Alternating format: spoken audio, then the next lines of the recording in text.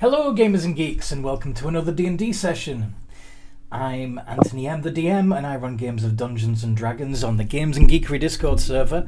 This one right here, that's been infected by cats, apparently. And today we're playing Blood Feud. If you like this content and want to see more, make sure you like and subscribe on YouTube, and maybe even find us on Discord and join our community because it's fun and all that stuff. Who wants to introduce their characters?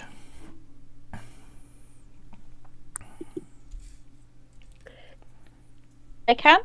Go for it. I'm playing Fia, who is a Shadakai rogue, and she was looking for her brother, and then she was involved in some sort of death hunt, and she found him. That's great. She's going to be quite happy with that. Next. Yeah. I guess I'll go next. I will be playing Deanne, our ever-present, ever-grumpy, vampire warlock of the undead. Yep, where? Oh, there. Yes. Well, the vampire. And Zane, who is presumably still at school or something, because they're typing rather than speaking. Hello everyone, I'm Zane. I play Orange Starlight, the evolved human who's also the son of Kirby. Yeah. Zane claims he can now throw Rob's character as a weapon, and Rob replied, if you can throw a Goliath, go for it. Who wants to go next on character introductions? I'll go ahead. Cool. Malrock? I am Rob. I play Malrock Doomrider, the former Death Knight and reborn Goliath Paladin Sorcerer. Now you're alive. Yes. So just a Goliath, really.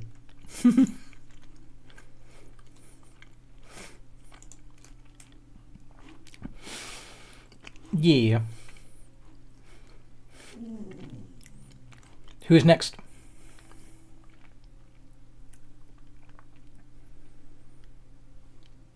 Hi, my name is Nanette Rachel Nightwatch. Nightwatch for short. I am a Twilight Wolfwood Reaper Cleric of Selûne. Praise the moon. Praise the moon. I normally would have my plant daughter with me, but she's currently at daycare. She's in a daycare.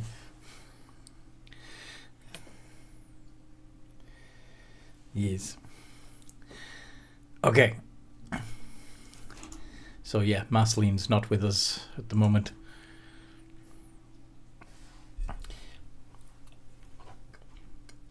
So that leaves us with Blood Dancer and Scarlet still to introduce themselves. Can I go? Yes. I play Blood Dancer, who was totally the cool uncle of the group. The sassy half-orc. The cool uncle. Yes, the cool uncle. The funkle. He is a warlock bard. Bard. Yes. And that leaves Scarlet. My name is Amanda. I play Scarlet, a Magma Mephit barbarian. Yes. Alright then. What happened last time we played?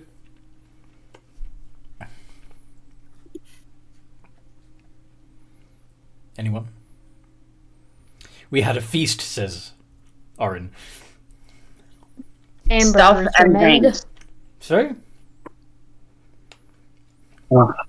Fia, the party's rogue, in a overzealous attempt to in a slight bit of overzealousness, decided to sneak into a temple full of demon-worshipping cultists to rescue her brother and got captured, resulting in her and her brother both being used as part of the prey in their next great hunt. Mm-hmm. The rest of the party tracked the Minotaurs that were tracking them and managed to effect a rescue without any bloodshed immediately. However, before we were able to return to safety, we were jumped by a rather large group of charging Minotaurs, and a somewhat fierce battle ensued that nearly cost some of us our lives. But we persevered and made it back, and now we erected a tiny hut and are resting and making plans to deal with the building and potential portals to the abyss inside upon our waking. Yeah. And the ordeal left you feeling somewhat empowered because you've leveled up. Yep. Unexpected. All right. No, you're not getting any more chips, Toby. Enough. I'm eating pie and chips from the chip shop. For Americans, that's Lovely. fries. Well, it's not fries because they're thicker than French fries. But they're not crisps, which is... yeah. Potato wedges? No, the closest thing I've found when I was in America are steak fries. Ah, okay. Yeah. So, biggie chips. But anyway, where are we? And the pie, by the way, is also not a typical American pie, which is usually filled with fruit. This is a steak and kidney pie, proper British fare.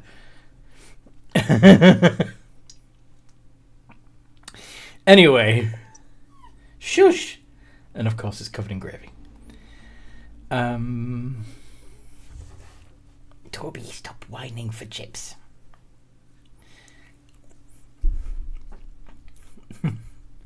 So, anything in particular that you wish to be discussing while you're in your tiny hut and trying to ignore all the glowing eyes you can see in the darkness around you?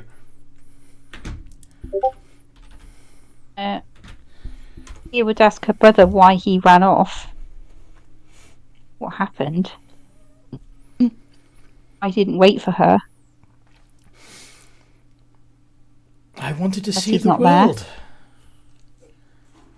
You didn't tell me you were going. You just disappeared. Nobody knew they'd gone or even remembered you. What happened? No one remembered me. I'm offended. No, I was asking people and they didn't know who I meant. It's like their memories had been changed. Now that is passing strange. That was not my doing, sister. Makes me wonder who else has been involved and why they weren't able to affect your memory of me. I don't know. All I know is I went into town. You said you wanted to go into town. You went and you didn't come back. And I went into town to look for you after a while because I was worried something had happened. You were gone. Nobody could remember who you were. They all acted very strange when I asked them. That's odd. Did you meet anyone? I before you went? Did. I had stopped to speak to a street vendor who had some wondrous items from far away. I remember asking about a particular item, and the next thing I know, I'm off on an adventure, determined to seek my fortune and find great treasures from beyond the mountains. And And it wasn't until after you spoke to this vendor that this idea popped into your head then? Well, I mean, I've always wanted to see the world. You know that, sister. But no, you were right. I was shopping. We were just... Huh. Smells of magic. From this vendor. Sorry? What did you buy from this vendor? Have you still got it? I don't think so. Can Well, Fia neither look one him of up them. and down and see if he's got anything new, like a new ring, a new neckerchief? Neither one of you have anything because you were taken prisoner, and they have all of your gear in the temple. That is true. This is also Are true. we naked? We got our underwear on, surely. You got clothing, but not like your armor or your weapon You don't or have any your- of that sort of stuff. Yes, you don't have your full kit and caboodle. Okay. Do you remember what you bought from this vendor? I don't remember buying anything. I remember handling something. And then the next thing I knew, I was... Yes, elsewhere. Going on an adventure. Not even thinking for a moment that I wasn't supposed to be. It was... You had no thought of me Well, the whole time. Of course I did, but for some reason I was convinced that you and I had talked, and which, now I think of it, I have no recollection of actually talking to you, but I was certain that you had tried to hold me back and prevented me from going on this adventure, and I had decided to go anyway. But that never happened, did it? No, it didn't happen. You had false memories created in your mind, whatever that vendor did. Do you remember what the vendor looked like? He had a robe on, with a hood that covered his face. His fingers were gnarled like he was old, so clearly not an elf. We never get so haggard. Some kind of ancient human, I think. You will look around at everyone else to see if they've got any ideas about any of this, if they've ever come across something like this before, and she'll sort of shrug and go, Deanne is currently muttering a spell. You can tell... You're pretty sure you've seen him mutter this particular incantation before. It's the one that allows him to determine if there's any magical effects going on. So you figure he's about to either study your brother or come up with some ideas after he finishes his spell. Which town were you in when you got this idea? What was it? It would have been somewhere in the Shadowfell, right, Fia? Or you? no, we didn't live in the Shadowfell. We lived in Human Town. We were sort of stolen from the Shadowfell when we were children. Human Town. Oh dear. I don't know what town it was. It wasn't in the Shadowfell, though. Let me have a check. Let me quickly look at my backstory that I wrote for her. Hang on a second. Yeah. Let's see if you actually... My notes. I don't think you mentioned a So place. we were raised by weirats after we were found following a Shadowfell incursion into the material plane, left behind by accident or deliberately. No one knows, not Fia anyway. We were raised by rats. Weirats. Branch? French? Probably Branch.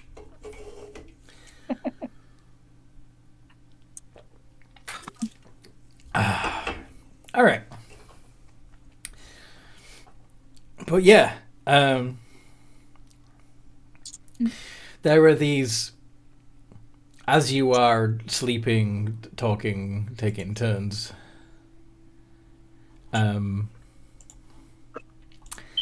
There's those of you who have been watching the activity outside the bubble will have seen several muscular-looking characters with large, brutal-looking swords and horns on their head. Not minotaurs, but they certainly look like they're they're related to Minotaurian demons on their mother's side or something, and possibly Orcish on their father's, and they are riding around there's about 6 of them riding around your tiny hut on nightmares. Oh, fucking hell. Those poor Pegasi. Oren says they look really, really yummy. Yeah, I found a picture of what Fia's brother might look like. Nice. Well, I can vanish too, I think. I can help with that. The grey skin and the weird eyes.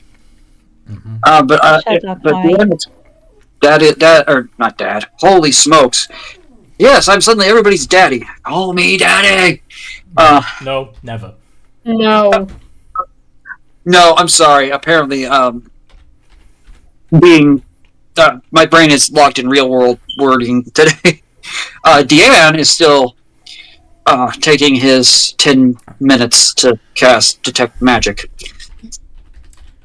So he knows that everybody's safe inside the hut till the 8 hours is up, so he's not worrying about them right this freaking second. Yeah. They're just trying to intimidate you. They're trying to intimidate you and make you unsettled.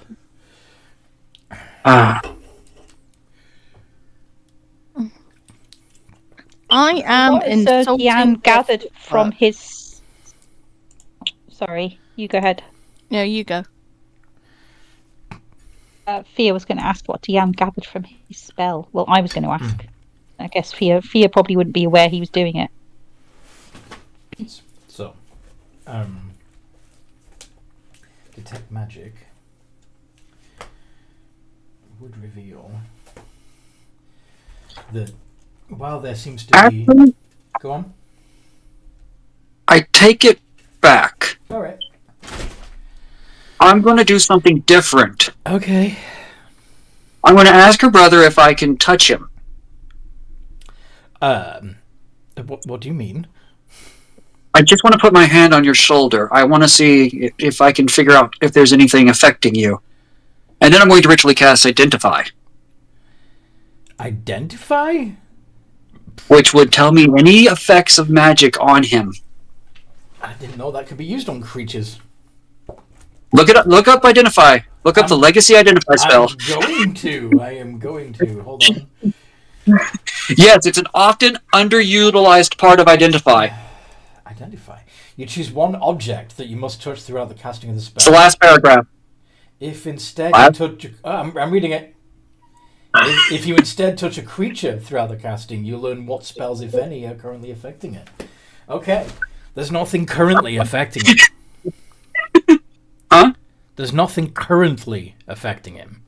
Okay, so he's going to say, currently there's nothing affecting you. My guess would be it was either a strong suggestion, a light geas, or a modifying memory that affected you, and a powerful modifying memory modification spell on the city. Well, where does that leave us? Well, given the fact that it's ranked with a burning desire to go back and kick somebody's head in. Oren says, in a dome. Very, very helpful. Thanks. That's great. You will look at Fainas and go, why would they want to do that to you? What did they want you to do? They must have wanted you to go somewhere. Accomplish something. It's all very vague now. Like it was very clear, and I was determined while before I was captured. But I started coming back to myself once I was bound and bleeding in that horrifying temple. It could have just simply been for yucks, depending on the person, the thing doing it, or somebody somewhere deemed the two of you a danger, and in order to get you out of their hair, they did that. I'm not a danger to anyone.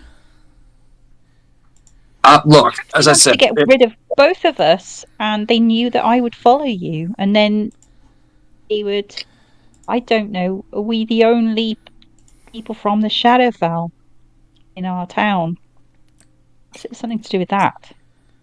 as I said, we're probably not gonna learn anything too specific from here. We're gonna have to deal with the immediate situation, and then we will make our way back towards Brinch and see what we can learn of what happened to your family there. Who's the most insightful? Let's have a look at something here. Probably Nightwatch. Or Orin. Or Orin, yeah. So both. Though Orin might not have the context for this. Who's got Nightwatch? All right.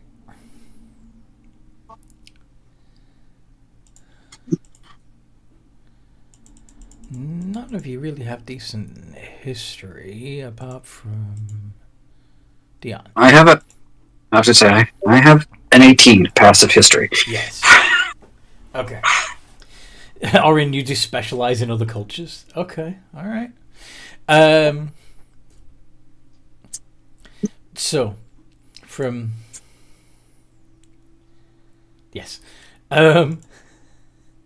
there's so something nags at Dion about were-rats specifically. You remember hearing that were-rats are very finicky about who they actually change into were-rats.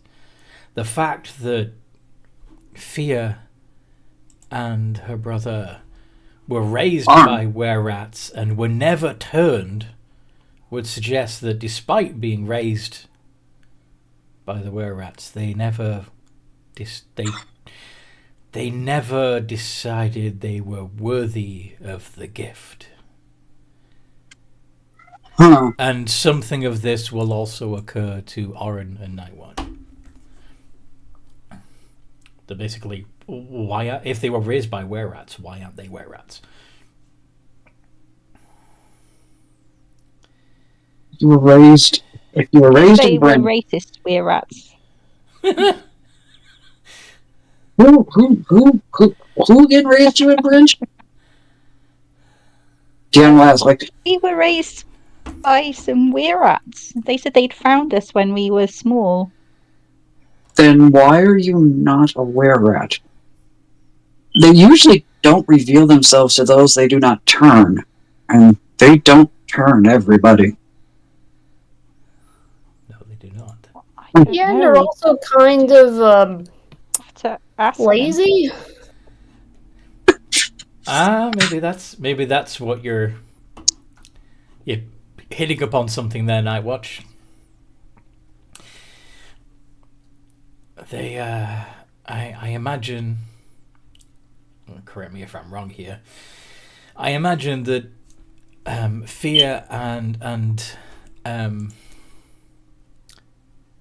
Fainas did a lot of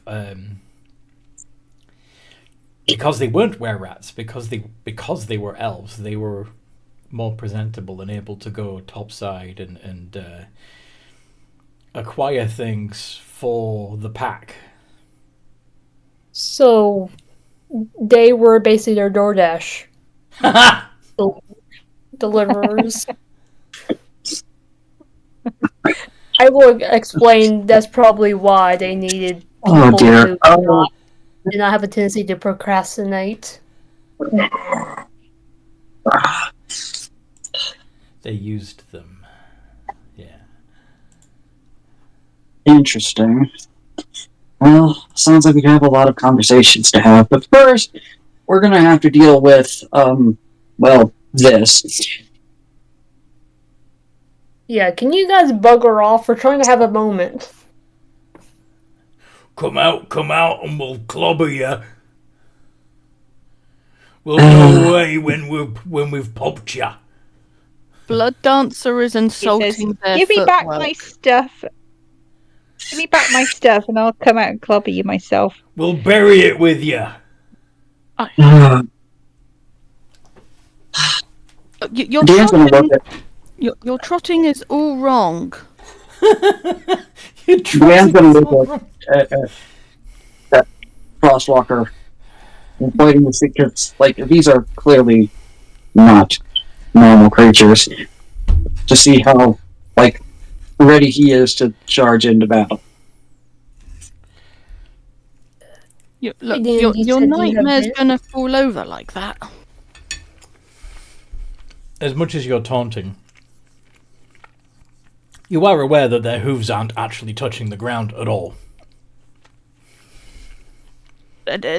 Taunting. Mm-hmm. Nightmares fly, Nightmares fly. or at least levitate. Both are That saying, not- "Let me eat them, pretty, please." They're half-demon, orcish-looking creatures riding flame-climbing horses. Kill them all, says Malrock. Okay, I think we know what's about to... Did we try to banish a few of them before we fight?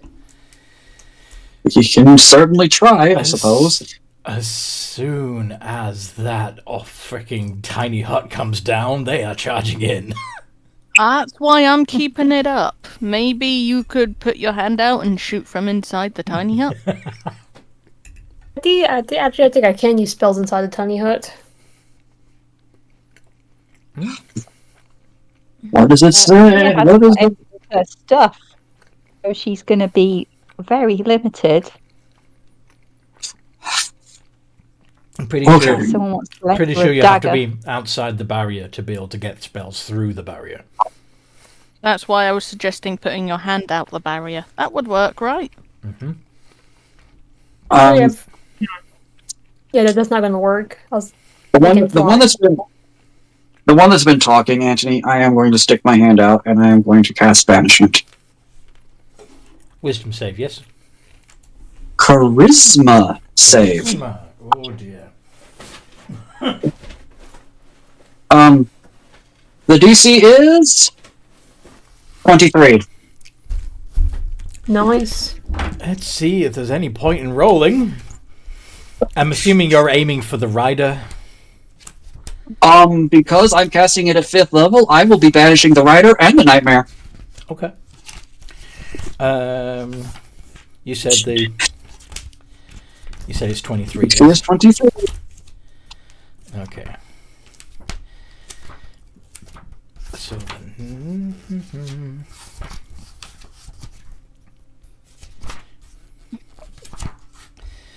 Okay. So the Nightmare can't possibly pass that because its modifier for Charisma is only a +2. And pretty sure the Tanaruk is going to be the same or worse. Let's see.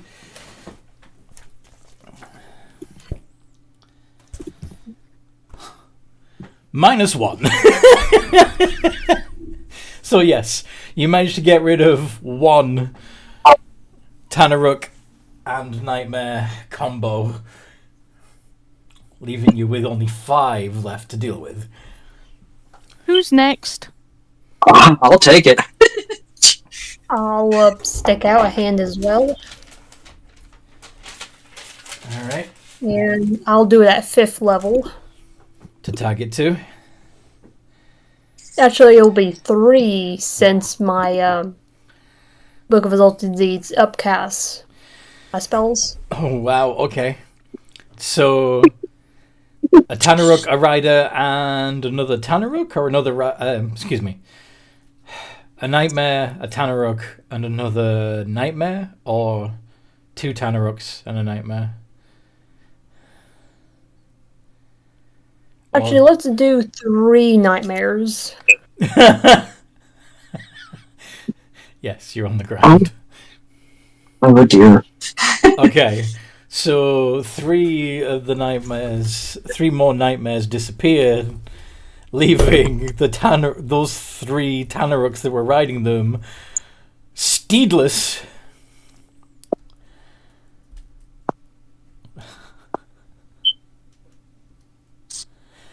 Okay. Oh dear. Here we go. You just cut the CR of this combat in half. Well done.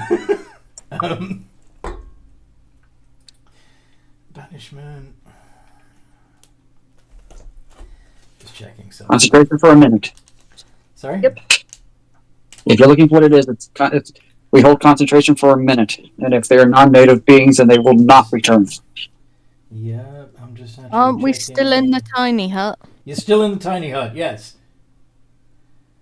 Okay, that's what I was looking for. The line that says, while there, the target is incapacitated. Because nightmares can technically interplanar travel. But not if they're incapacitated, then they can't. So, yeah. Good job on this. Yes. So there's 2 nightmares left and 5 Tanaruk. Of course, those Tanaruk that were riding nightmares and now find themselves without a steed fell prone. Not enough to really hurt themselves, but enough to knock them prone. That still grants advantage to our melee attackers. If they get to them before they see them. Providing, of course, somebody drops the... or at least, providing, of course, that you charge now while they're still prone. Speaking of which, roll initiative. Yay. I'm going dead last. Initiative. There could be a chance they can get -1.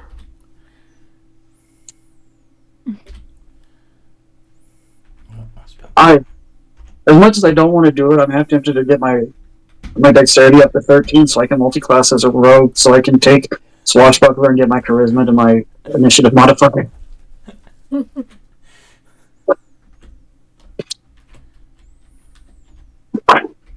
Yeah, probably, Zane. Probably. Yes. Fucking hell, and that 20.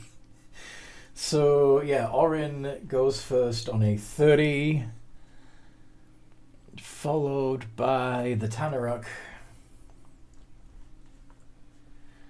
on 18, followed by Malrock on 16, and then also Fia on 16. Nightwatch on 14.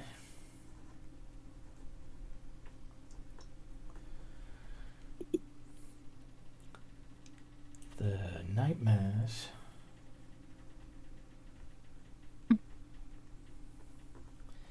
on 10. There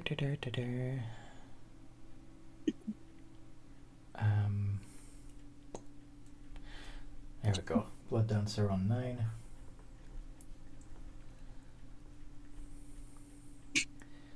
And Diablo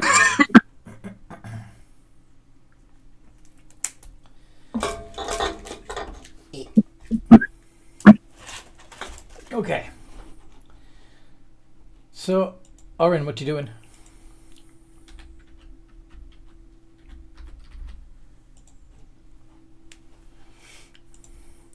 Orin runs up, slashing with his claw to tear out their guts.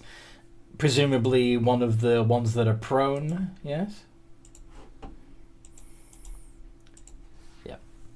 That's what they look like when they're standing.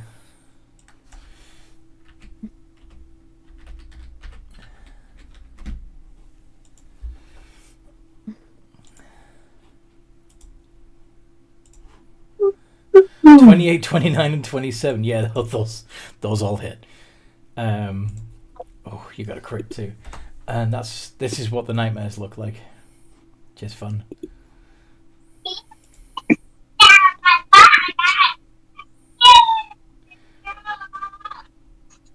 Okay.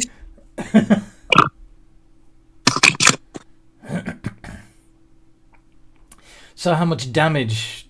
57. Okay. And yeah. 57 points of damage to one Tanarok. Tearing into them like a madman. His the Tanarok is yelling back, "Get off me, you scragging! What the fuck are you anyway?"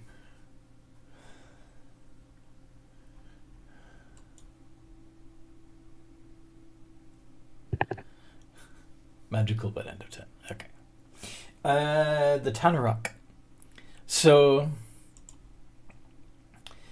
the one that is being attacked, plus the other two that were prone, are all going to stand up and try to give Orin a good kicking.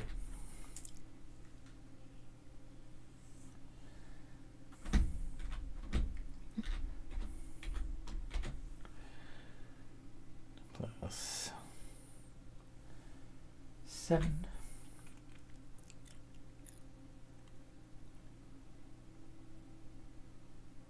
Oh, actually, before that, I forgot. They have a reaction called Unbridled Fury, where when they are hit by a melee attack, they can make one bite or greatsword attack with advantage against the attacker.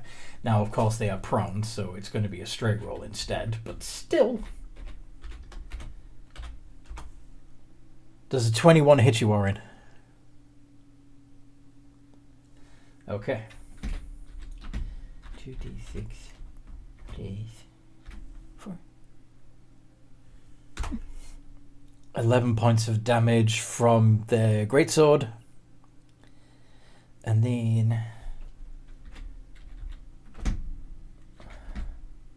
they'll have a turn, and he stands up along with his two buddies. And ooh, bad rolls. 12, 20, 17, 10, 15, 14. Only 3 hit, yeah.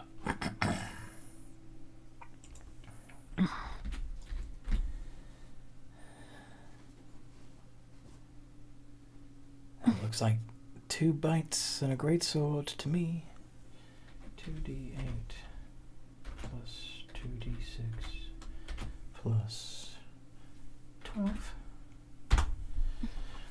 28 points of damage. That could have been a lot worse. The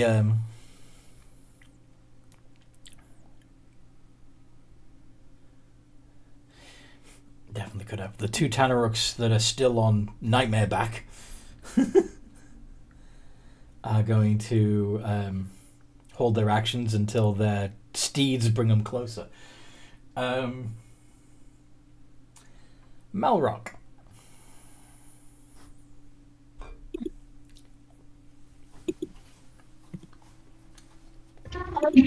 How far away are the ones that are on the steeds? They were pretty much circling right outside the hut. So, yeah, not very far away. Within 30 feet, for sure.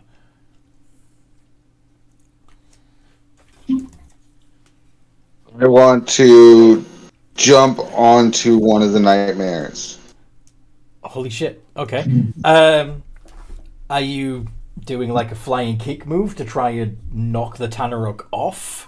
Or are you just going to jump on the back of it behind the Tanaruk? I was thinking of jumping on behind him so I could take and like grab him and throw him off. Alright. Make an athletics check.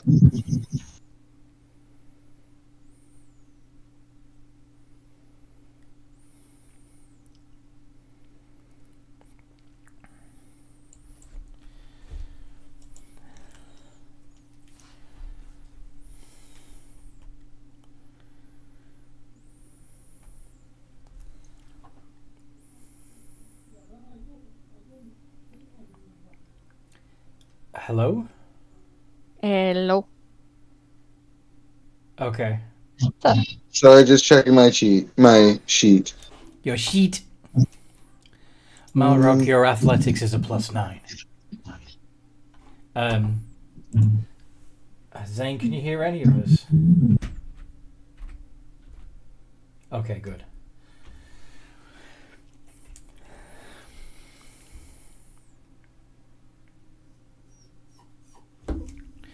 Yes, it was silent for a moment. It was the silence, the quietness. It happens from time to time. Didn't know if I... So we need to constantly be speaking, otherwise... okay. La la la la la la la la la la la la la la la la. No. Please, no. Just no. No. Alright, so... okay, 17.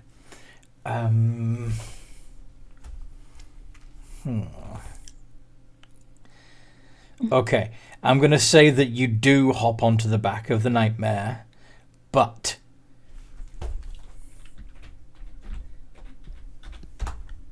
you take 7 points of fire damage.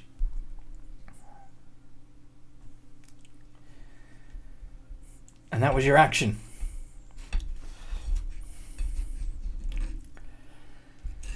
You have a bonus action up your sleeve there, Malrock?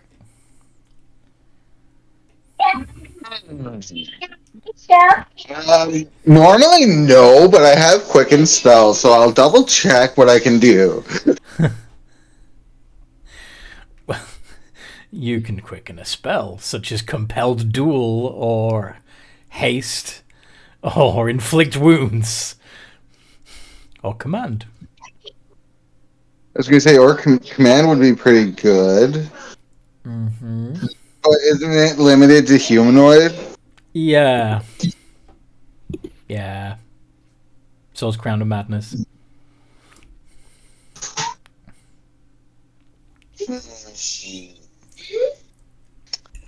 Oh. If I haste myself, will it work this turn? Mm-hmm.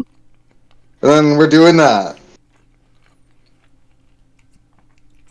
So that's going to give you an extra action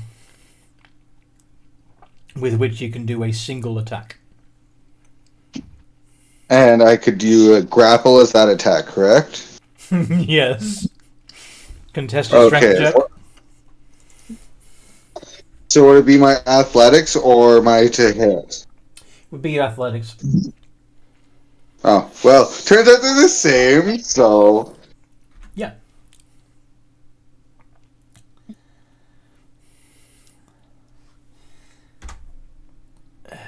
Beat a 23.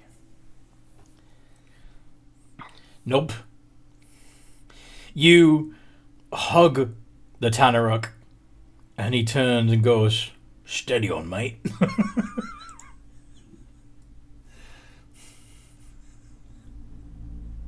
I didn't think you liked demons there, bud. Careful, they're spiky. Yes. Friendly hug before I decapitate him, yes.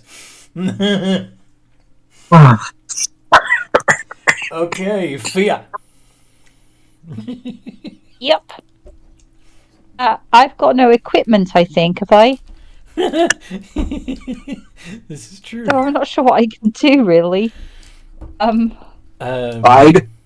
Give someone advantage. Throw sticks. I guess what she will do is she will use her bonus action to teleport to an occupied space 30 feet away. Like into a tree? Up into the branches of a tree, yes. Sounds good. That's what she'll do. And for your action... Or, for my action, look Dodge. around to see if I can see any neglected weapons that I might pick up to use on my next turn. I guess a perception check. I don't know. It does appear that one of the banished Tanaruk did drop their greatsword. Okay, I'm not sure she's proficient with great swords. No, she's not. She's probably not. So you could also just, cut a switch from the tree. Alternatively, you could use your action to dodge. Use my action to dodge. Okay. Yeah, I'll do the dodge action. So, teleport into the tree and dodge action. That's what I'm going to do on my turn because I got no weapons. I haven't got spells. I'm a rogue. Yes. So yes. Really huge lot she can do at the moment. Yes. Yeah, we're working on that. Sorry. Your brother seems to have vanished. He's probably used invisibility because, bad. Nightwatch. Okay. Nightwatch is going to basically get out Summon Celestial and have that be flying in the air. Nightwatch, if you summon the Celestial, you will lose the banishment. Mm-hmm. Never mind. Okay, I'm going to disengage and fly. Actually, yeah. Step of the night, or whatever I can do. I'm gonna fly over to where Fira is, and I'm gonna give her a weapon. Which weapon are you gonna give her? I'm gonna give her my +1 longsword, the one that can transform into a bow. Nice. So you basically giving her a +1 bow. Mm-hmm. Yeah. So yeah. It's a D8 plus 3d8, and whoever you shoot, it has to make a DC 14 Constitution saving throw, or they'll be poisoned. Mm-hmm. And I guess I'll just do some guiding bolt. Yeah, that seems reasonable. Yeah, I'll do like a guiding bolt.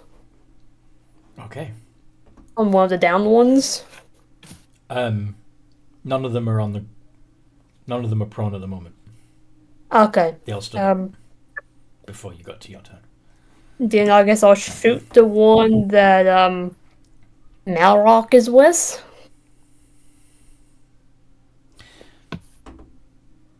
Oh, right. Yes. So you're going to shoot the Tanaruk that's on the nightmare that Malrock jumped onto. Yes. Oh, a 28 definitely hits. Well done. And their AC is only 14. Okay. Let me...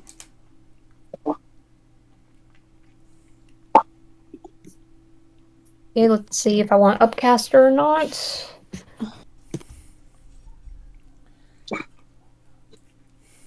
Yep. I mean, it's already level 2 because of your book. Mm-hmm. Yeah, that's what I was thinking. Like, yeah, I'll just do it at first level, and it'll be like a 5d6. Okay. Any points of damage?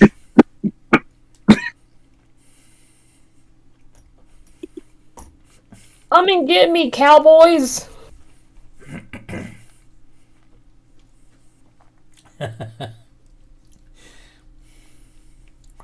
I'm gonna show you why saloon is better. We're not cows. Ooh. Did your mother tell you that? Don't you talk about my mother. She was a good orc. Yeah, that would be mean for me to insult your mother. You're already doing that yourself. Oh. Wow. Vicious mockery. No, anyway. The nightmares, the two that are still around, are,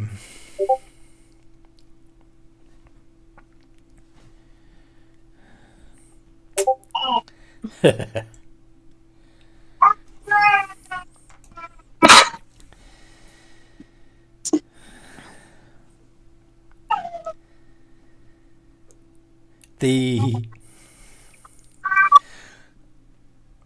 one that the nightmare that has Malrock on its haunches is going to disappear into the ethereal plane along with its Tanaruk, leaving Malrock behind. Malrock is now prone.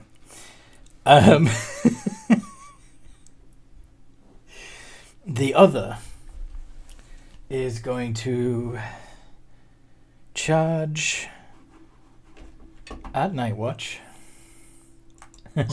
I will catch you. I will get you. I'll get you next time.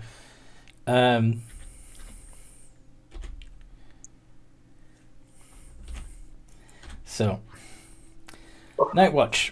The nightmare is going to kick at you with its hooves, and the Tanaruk on its back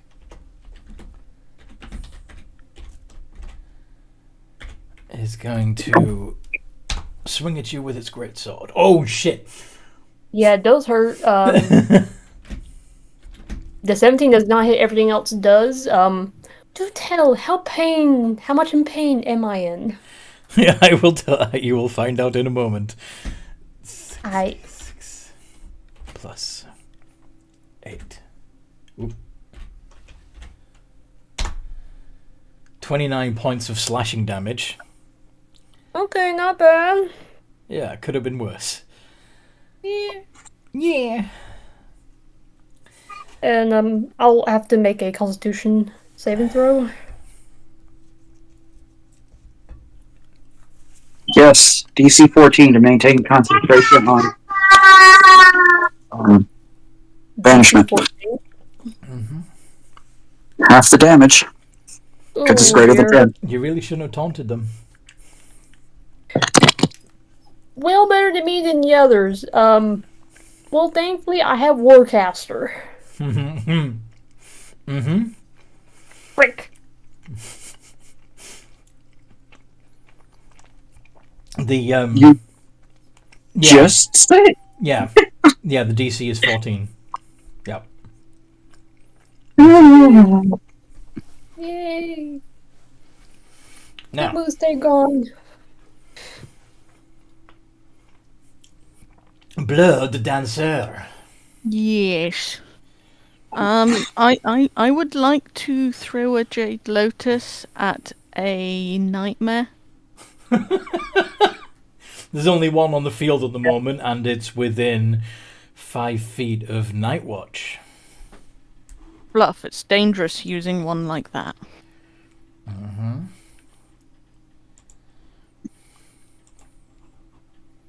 Thank you, Nomad. And if the other one, if it reappears, will have a Tanaruk on its back. Fluff, I can't have nice creatures. You could, yeah. You might end up with a Nightmare Tanaruk Centaur. Still in my tiny hut, I'm going to shoot an Eldritch Blast. I don't think you can. can I stick my hand out and shoot an Eldritch Blast and still stay in the tiny hut? Pretty sure the... Toby, knock it off. Hold on.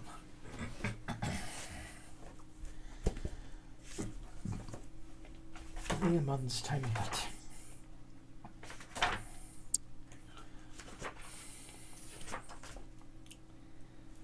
Yeah. Yes, but yes, this is true. The 8 hours would be expired at the end of your long rest, so it should be gone anyway. But Okay. if, for example, if this is happening at 7:58 of the 8 hours, yes, then spell ends if you leave its area. I have another plan. Spells and other magic can't extend through the dome or be cast through it. So Alright, I'm gonna say I drop the tiny hut, and I'm gonna cast Polymorph on the nightmare that... Rob and... it's gone. It's in the ethereal plane. there was another nightmare though, wasn't there? Yes, the Nightmare and Tanaruk combo that are fighting Nightwatch. Okay, I'm gonna cast Polymorph on the nightmare. Okay.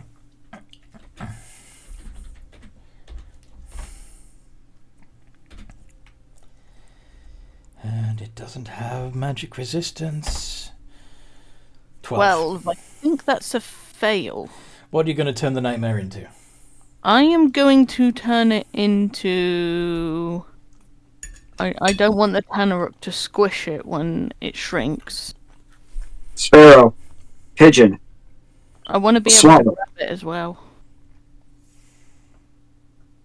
If you don't want it to get squished, make it a bird. Or something that flies. If a Tanaruk fell on a sparrow, the sparrow would still get squished. I was more thinking that it may, given its size, the sudden shift, he may just completely miss the bird Beetle. on its way down. But A beetle. Cockroach. A Pegasus? I'll turn it into... How far away am I from it? You're within 30 feet. Okay. So... I'd polymorph it, but I'd have to wait for my next turn to grab it, right? Why do you want to grab it? I may want to Jade Lotus a Nightmare later on. While it's another creature? No, I'm going to wait for the combat to dissipate, and then I'm going to try and Jade Lotus it. Alright. So what are you going to turn it into? Kitten. A kitten? Yes. Okay. It will be a very ferocious and probably angry kitten. Yes. Rawr. Okay. He will move closer and go, "Come at me, kitty, kitty, kitty." So the Tanaruk that was on that nightmare is now prone. Well done. Diane! oh joy! Finally, my go. Yeah. Cool. So I would like to move 35 feet away from the combat. Okay. Because I is still the squishies. Run away! And then I'm going to bonus action, activate Form of Dread. Mm-hmm. And get 21 temporary HP. Nice. Hills to the yeah. And then I am going to shoot an Eldritch Blast at one of the Tanaruk that is on Orin, because I don't want the disadvantage for firing at a prone one with a ranged attack. Mm-hmm. So the one that Orin already injured, yes? No, one of the other ones. I think we'll see how much. I think we'll see how much I can. You're going to do a fresh one. Oh, yes. We did not get an initiative roll for you, Scarlet, and I completely forgot to prompt you. I am so sorry. Go ahead. I'm sorry. Go ahead and roll your initiative, Scarlet, and then I guess take it right after I. Yeah, we'll get back. catch you up. This has only been the first round of combat anyway, so we'll just put you on the end.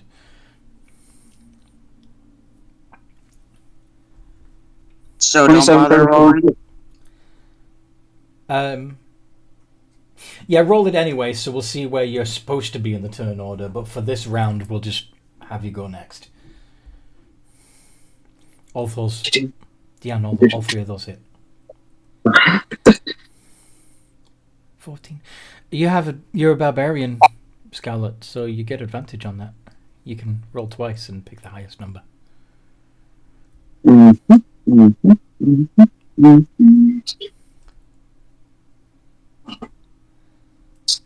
No. Okay, so 14 was the highest. Okay. 3 times. Wow. Okay. So you go before. My brain is not brain today.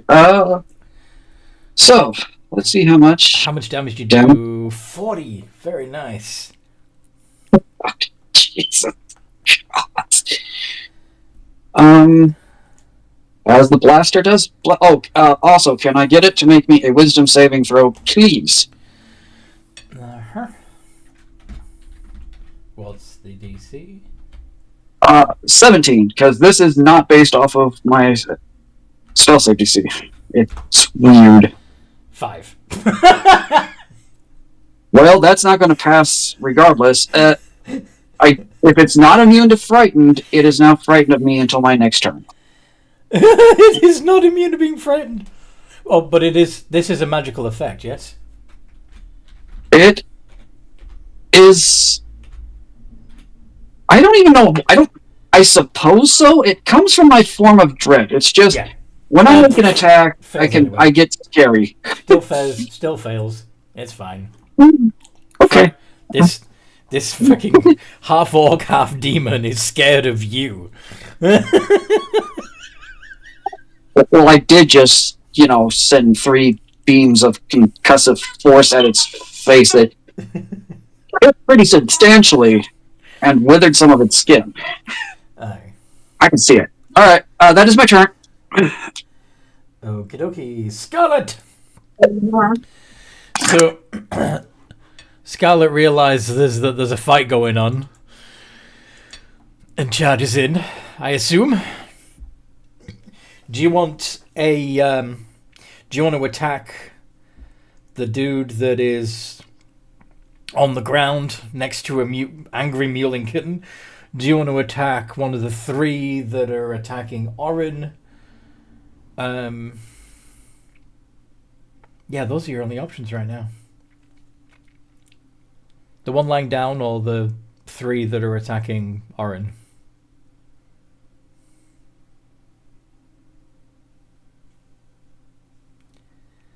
The one's attacking Orin. Okay, so you run in and screaming your battle cry. Well, probably fly in more accurately, because, you're a method. Are you going to come at them with your claws? To get yourself 3 attacks? Excuse me.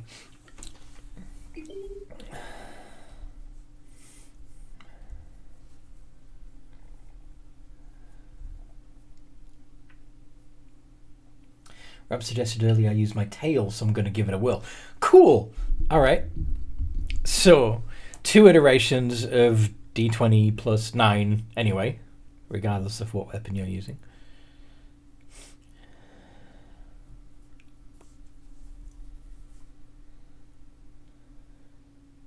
with advantage if you want to attack recklessly.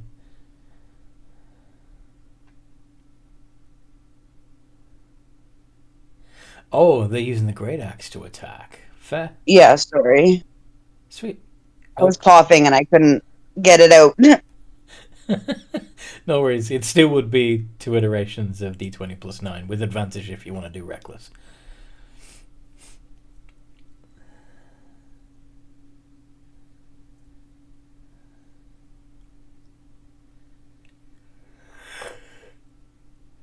Nice. Both of those hit, and of course that second one is a crit.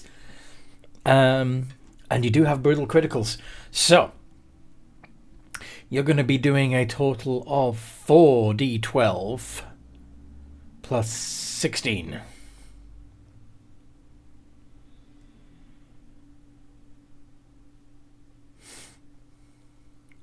Yes. 39 points of damage.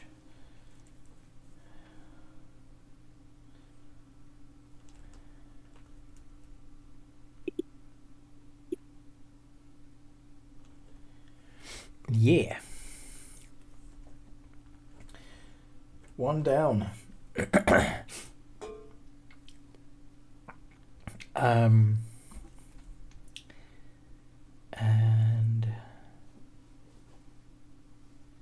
yeah. Awesome. Turn passes to Orin. So the one that you originally leapt on and started scratching up has just been cut into bloody chunks by Scarlet. Orin, his body morphs and transforms into a Minotaur Orin mixture as his arms bulge up, veins popping out like a bodybuilder.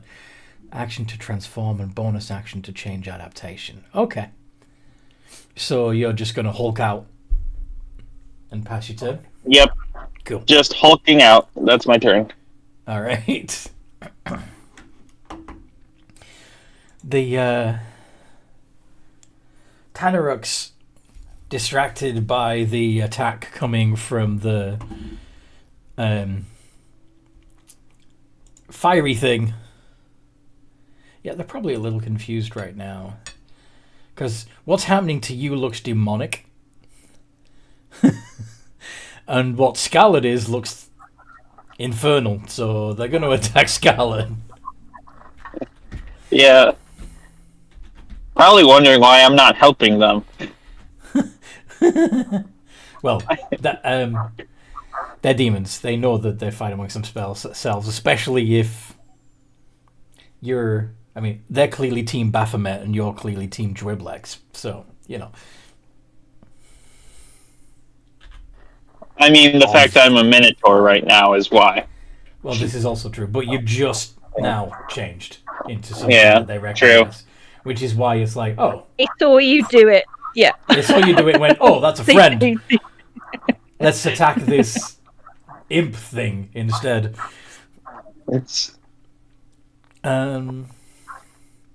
And they have advantage on attacks against her because she used Reckless.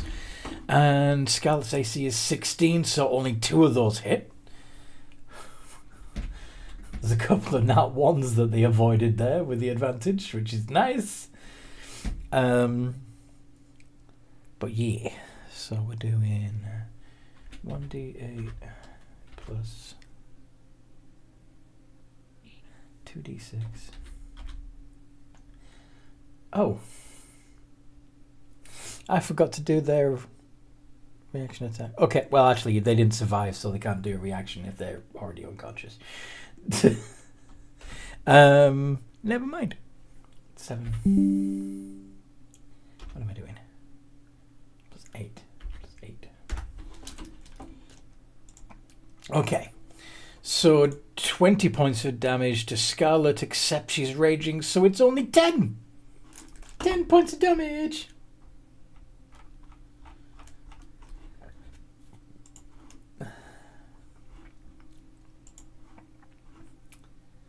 And then... More like a cat scratch to me than anything. Speaking of cat scratch, the Tanaruk that is next to the kitten is gonna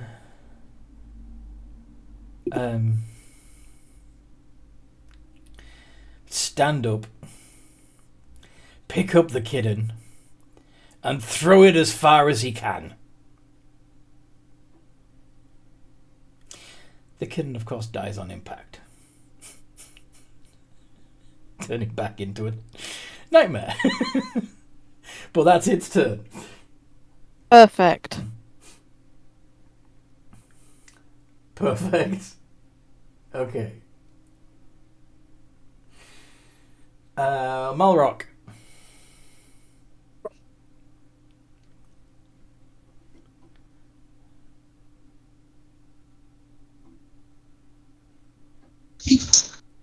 So there's still one nightmare running around. Yes, and you just saw a Tanaruk stand up, throw a furball, a cute little fluffy kitten, and which turned into an angry stamping nightmare as it hit the ground.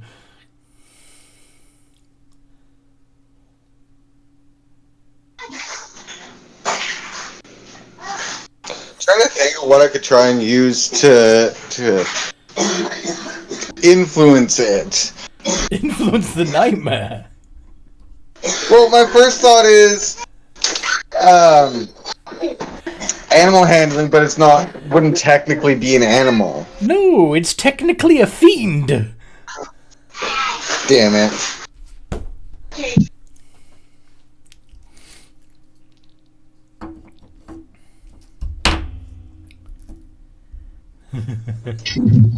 For now, I will attack the nearest Tanaruk. the thing. Yeah. So you're joining in the fight where Orin and Scarlet are, basically. Yes. Sweet. After seeing the Tenorock kind of treat the nightmare that way, it's like, well, the nightmare can decide its own thing from that.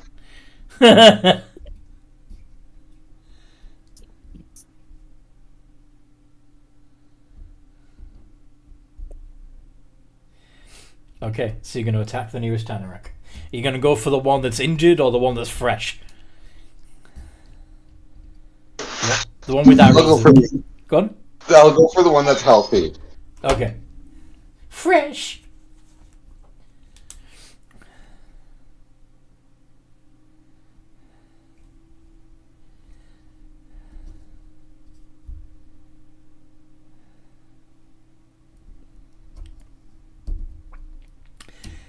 Oh boy. Yeah, both of those hit. None of them's a critical. Are you gonna divine smite that bitch? Yes, and I'll add in a level 3, and then it's a fiend, so that would put it to 5. Yeah, it makes it one extra.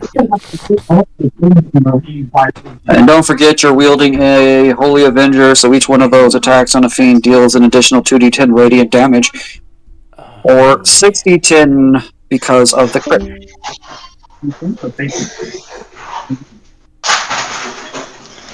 I guess I might not need the Spirit Shroud after that. No. That's empty. Roll it. Wow. Yeah. You one shot that particular Tanaruk. It goes down.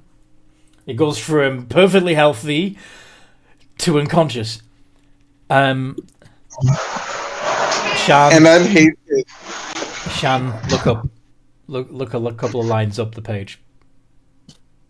Yeet. No.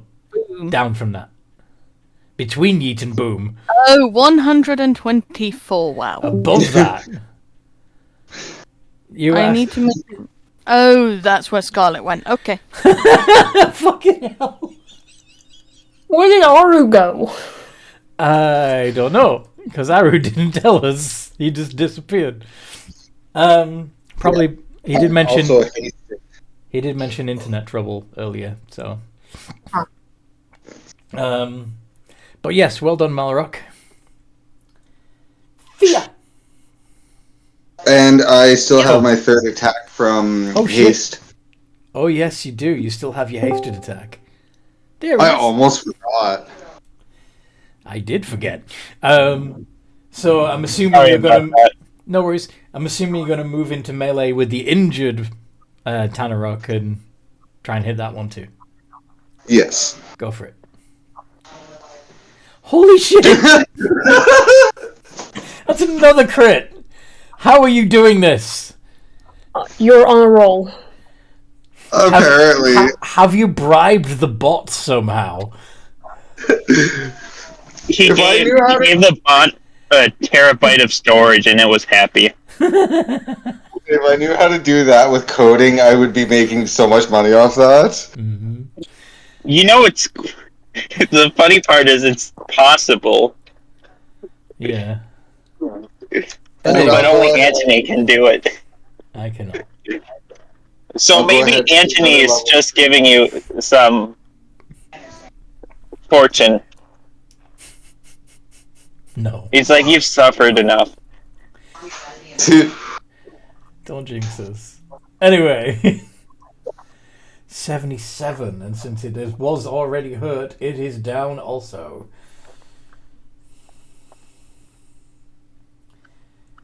Oh, I'm going to use a reaction to consume one. For the temporary HP. Okay. So you got the choice of 3 unconscious Tanaroks in front of you. Take your pick. Numb. Okay. That one not coming back.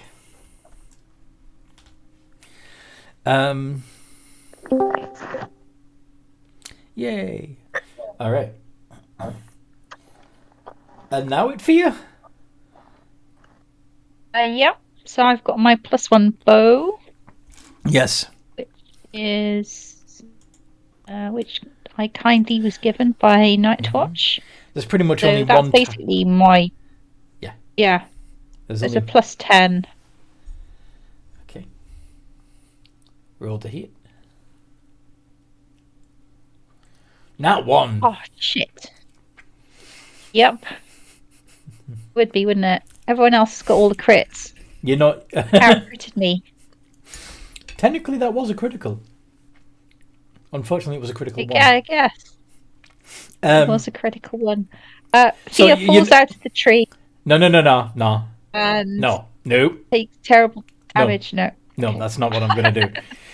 But it is a magic weapon that can turn from a bow into a sword. So, since you're not like you haven't mastered the weapon yet, and magic weapons can be a little finicky, especially if they don't.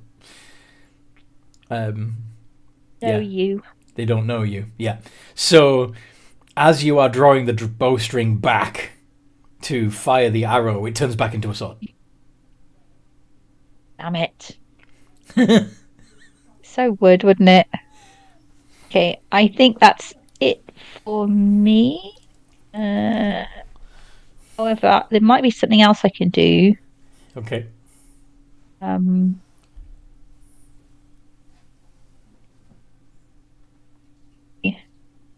Bonus action hide. Yes. I think I can do. Oh no, I can't. It's actually after my sneak attack damage, so I can't do it. So never mind. Okay, bonus action hide. Yep. Roll stealth, please. Okay.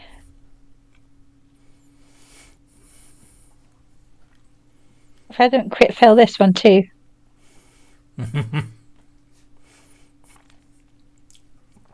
17. Not terrible.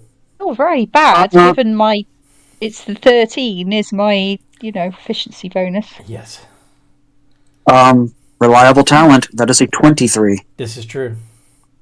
Yeah, anything less than a 10 is a 10. Okay. Oh yeah, you do get that at this level. You have reliable talent. Yes. Yeah, that kicks in at 11th level. It's a nice ability for rogues. Anyway. Okay, so that is a 23 on stealth. Yes. No, 27, is it? No, 27. 23. Oh yeah. I promise, I've never abused reliable talent on a rogue. Yes, you have. Anyway. Can anybody's insight beat a minimum 32 persuasion check?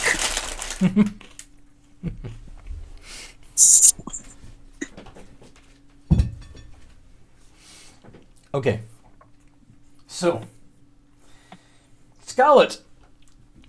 There's only one more Tanaruk to beat up.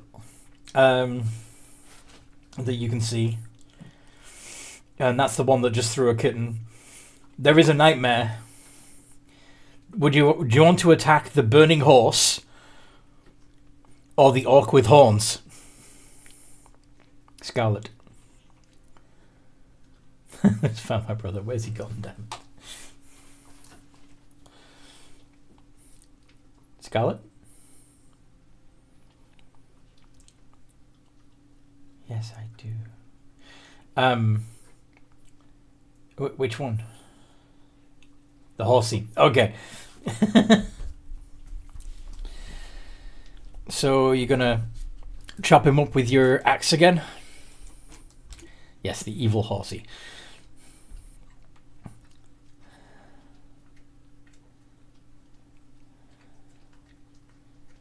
Two iterations of D20 plus 9 with advantage. Would anybody? Oh, I guess my fire breath wouldn't do anything because he's already on fire. So Yeah, I'm just gonna. He's immune. To he's immune to fire. Yeah. Yeah.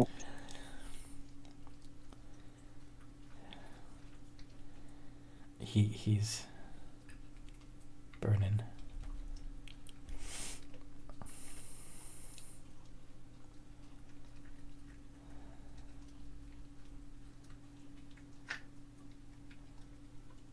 Nice. Both of those hit. That no critical this time, so it's just 2d12 plus 16.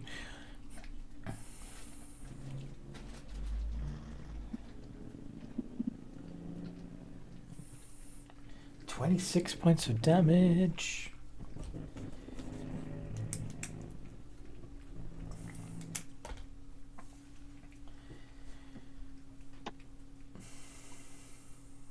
Okay.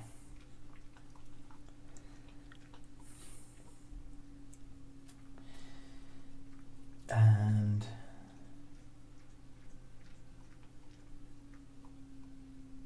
yeah.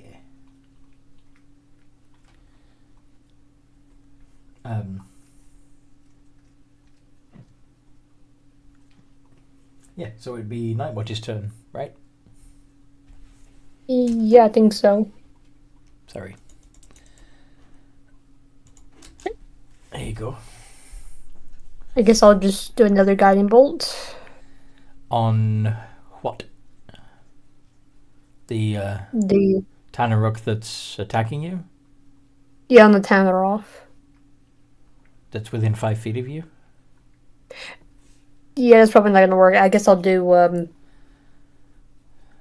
inflict wounds. Okay.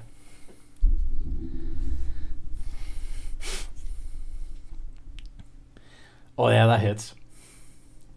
Okay. I'll upcast it, and how hurt does he look? He looks fairly healthy. He's taken a little bit of damage.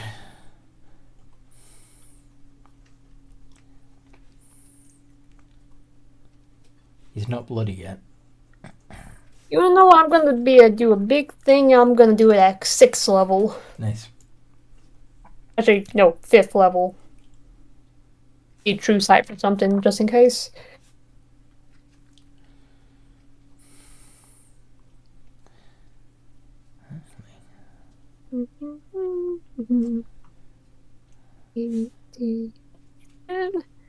We triple digits. 41. Very nice.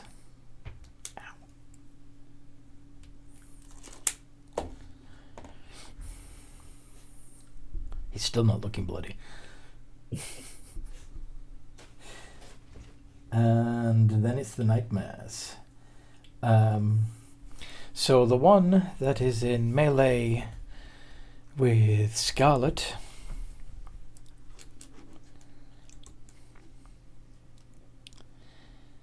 is going to disappear into the ethereal, because why not? So just poof. Just gallops into the ethereal plane. The other one that still has a Tanaruk on its back comes back from the ethereal plane and charges into melee with Malrock. Because why not? So, hoof attack. Does a 21 hit Malrock? Yes, okay. And the Tanaruk riding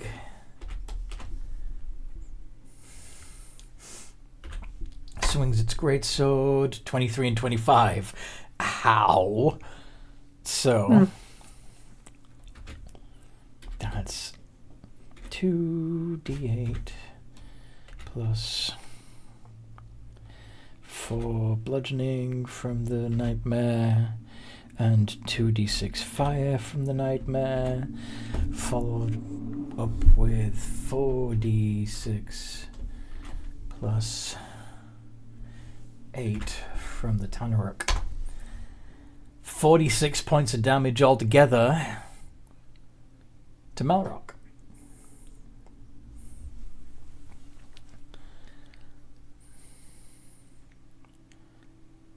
Ouch, indeed. Okay. And then Blood Dancer.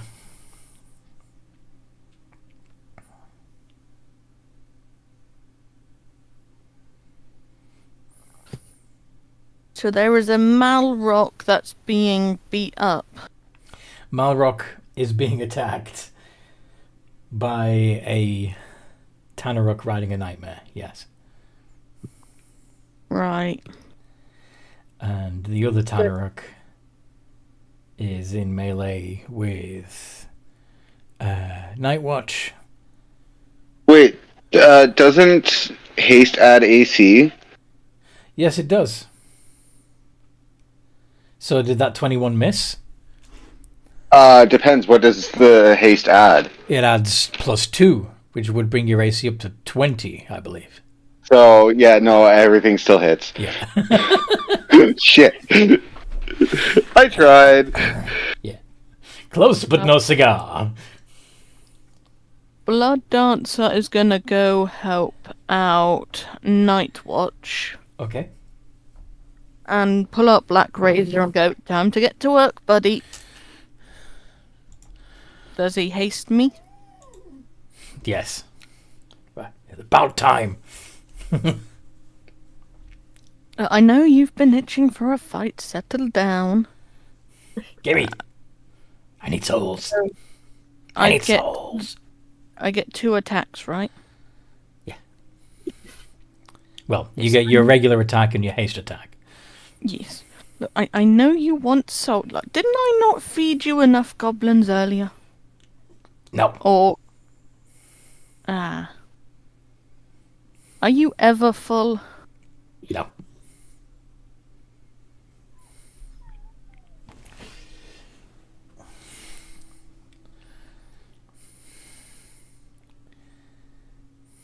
$19 and a 13. Against a Tanaruk. 1 hit. Oh, bonus action. What was it? Hexblade's Curse? Fun. So, what that does is... That's the wrong book. No, the thing that allows me to steal the soul when it's defeated.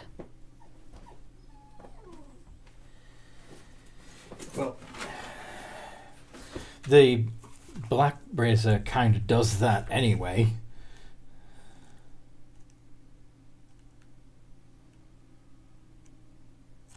But anyway, Hex, yeah. So that will be 2. I'm trying to.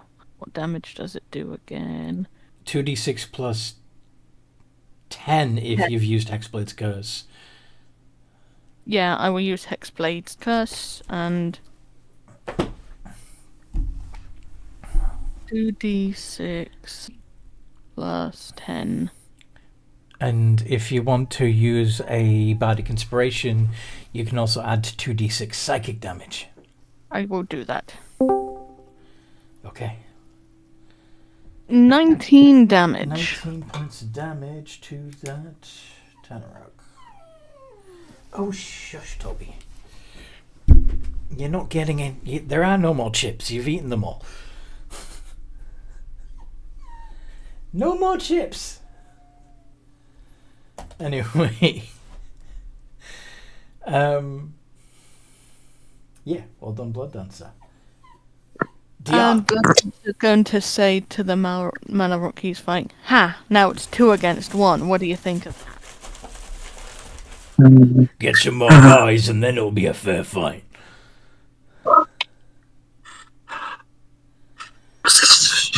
I mutter, a-hole in abyssal. That's where your mother likes it too, he says back in abyssal. My mother would never screw someone as ugly as you. And she screwed an orc, so that's saying something. How do you explain your father? Anyway. No, that's what he said, and she screwed an orc, so that's saying something when he mentioned not even my mum would screw you. Anyway. Diane, it's your turn. And there's a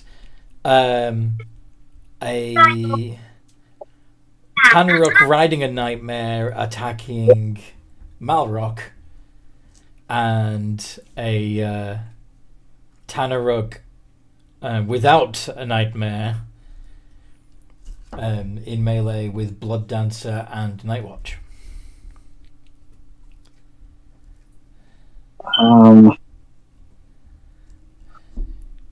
Then I'm going to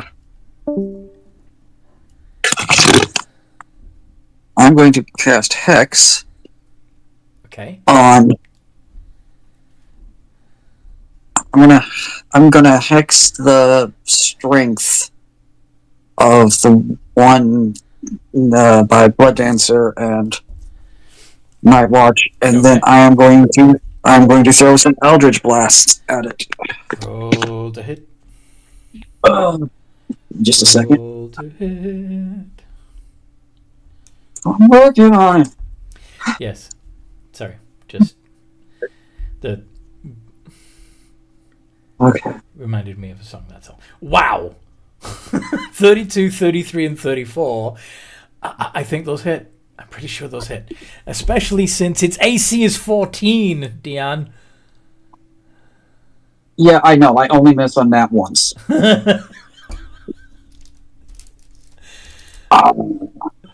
So that is going to be 4d10 because I'm adding the crazy stuff that lets me do more damage. Necrotic shit.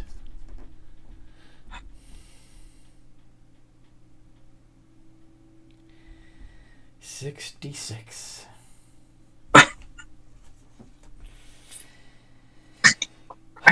Down it goes.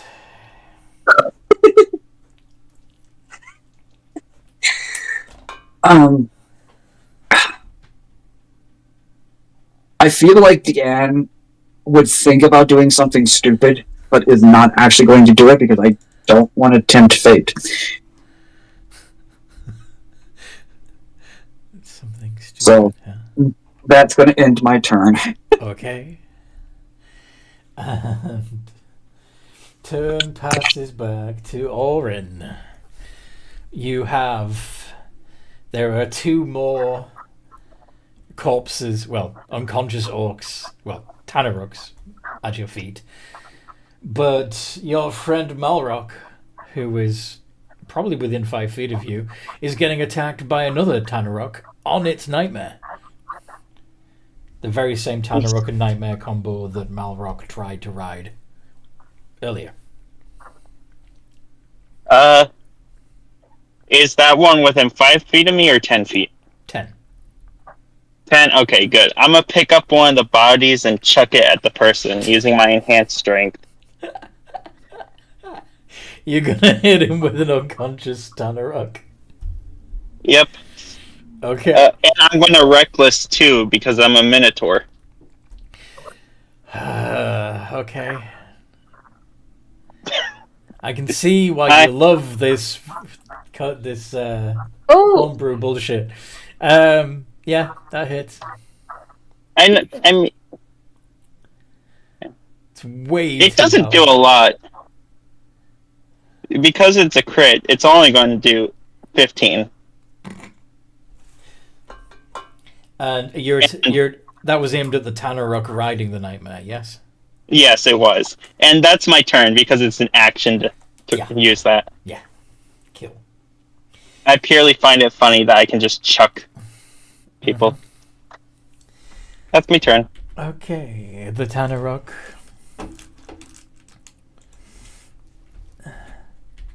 Doesn't like that he got a body, one of his mates thrown at him, but can't really reach you, so it's going to try and carve his way through Malrock to get to you.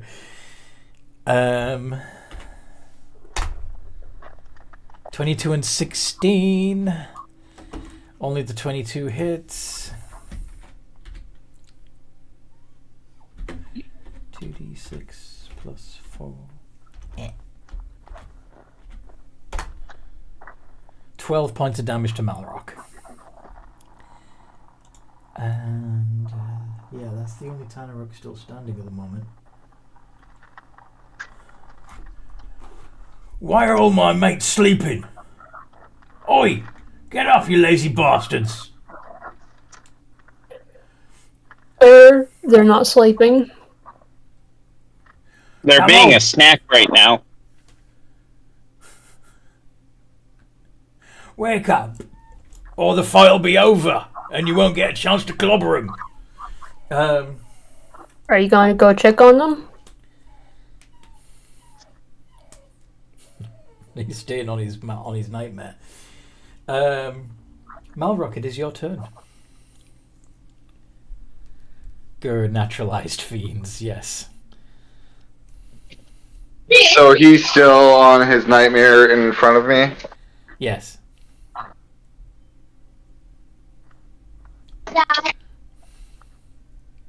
Then I'm kind of torn between attacking the nightmare and attacking him. Alright. I'll start with him. Alright.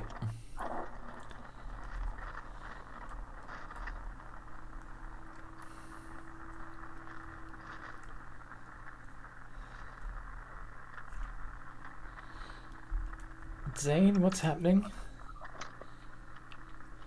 Oh, sorry, I did mute, but that's my card. Okay.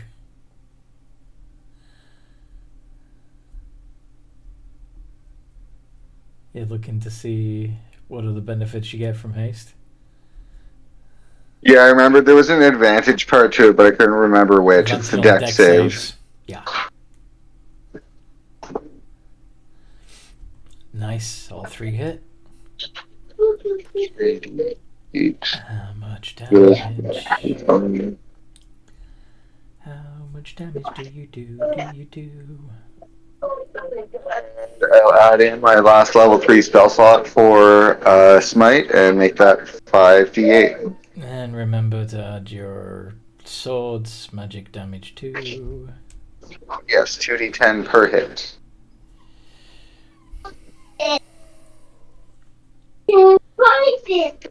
Oh, doesn't it also increase the D8 by 1? Because you're fighting a fiend?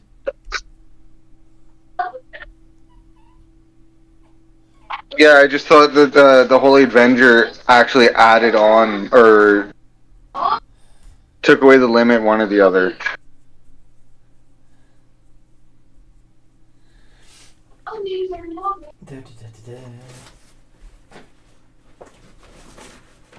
For a minute there, I thought Deanne was going to field it, but 110. Yeah, that Tanaruk is done. I actually was. I just forgot I was muted. I'm going to eat it. Yum. I'll let him go. Boom. Fia, there's currently only one nightmare in play. Okay, I will try and shoot my bow at it. Hopefully I might miss this time. Might hit this time. I miss this time. Why did I say that? Yeah, try and miss. Jinx to myself. Try to miss. Well, you are probably hidden, so you have advantage from being an unseen attacker. Yes, you do. But at 24, I can roll again then, see if I can get a crit. This is true. Can I crit far? Did you? Do you have Elven accuracy? She did take Travel accuracy, so you can actually roll 3 times and pick the highest. Yeah. Oh my god! Oh, me broken with my stuff. One more roll.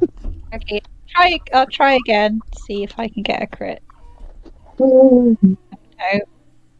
It's unlikely, but I can try. 29. It's going up slightly. Yes, So close. almost a crit. You don't crit on 19s, Yeah. do you? No, if only I was a champion fighter. Unfortunately, I'm not. Yeah. I'm gonna do the damage with my short bow. Is someone in melee with this person? Well, because you have advantage for sneak attack anyway. Yeah, you get the sneak attack bonus anyway. But yes, the nightmare is within 5 feet of Malrock. This is, yeah.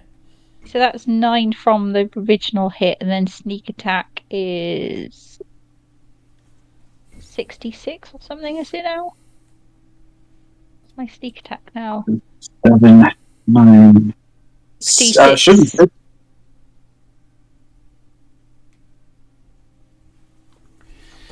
That's an extra 22. So And then because I just hit it, I will also do Wails from the Grave, which is 3d6 of necrotic damage. But that has to I roll it, right? that has to be against a different target, doesn't it?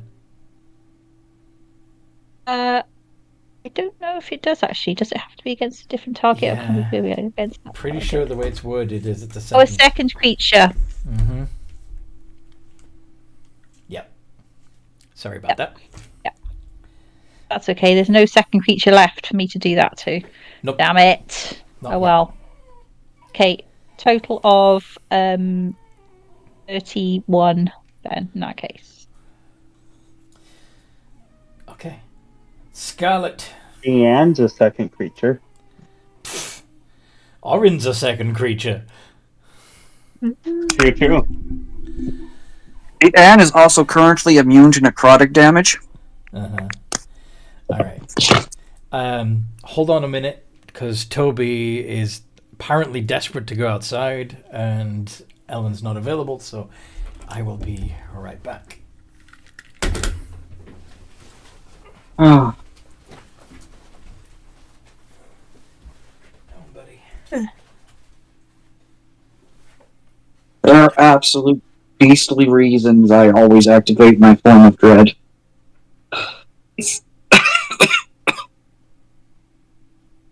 I can make people afraid of me. I get temporary HP. I become immune to fear, immune to necrotic damage at this level.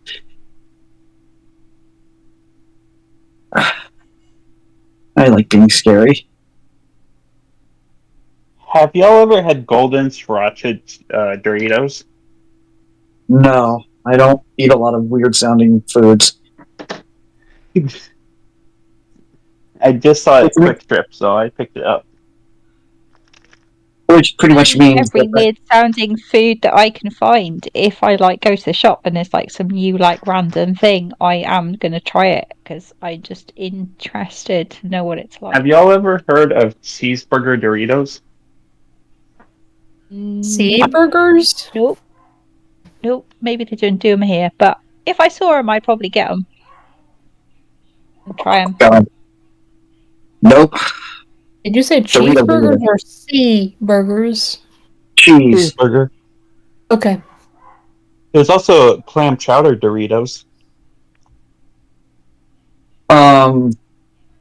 Eh, Doritos needs to just take a break. I'm gonna have Like, to Google that. They just need to take a chill pill.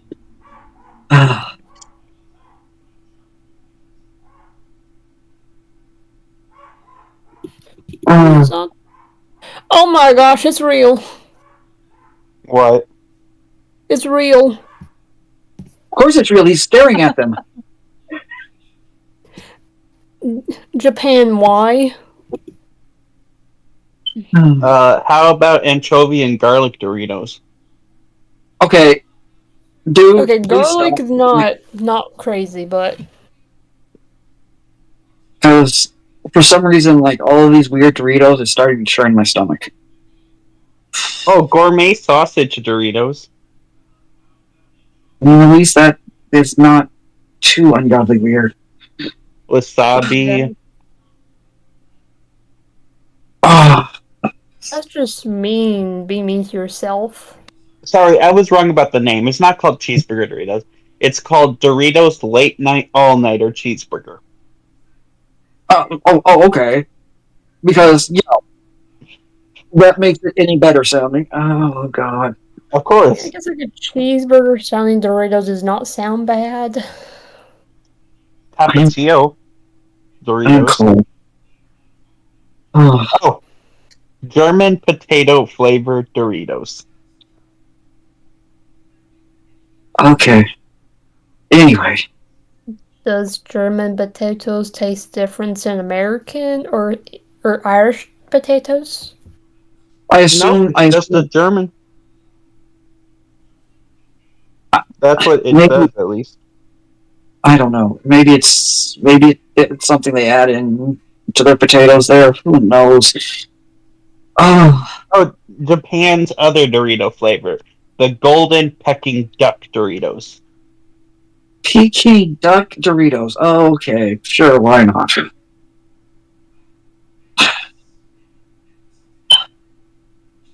Is there sushi Doritos? Let's see.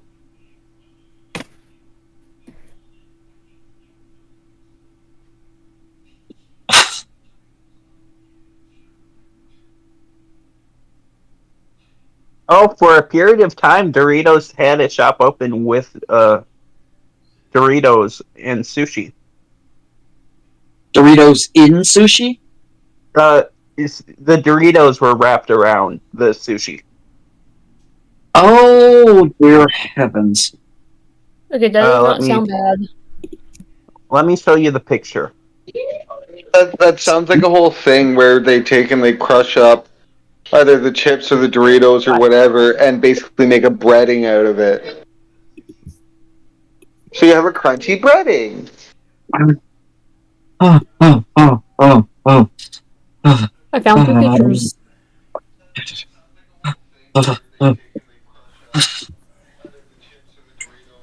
Oh God, I wonder if I'm getting sick. Exactly.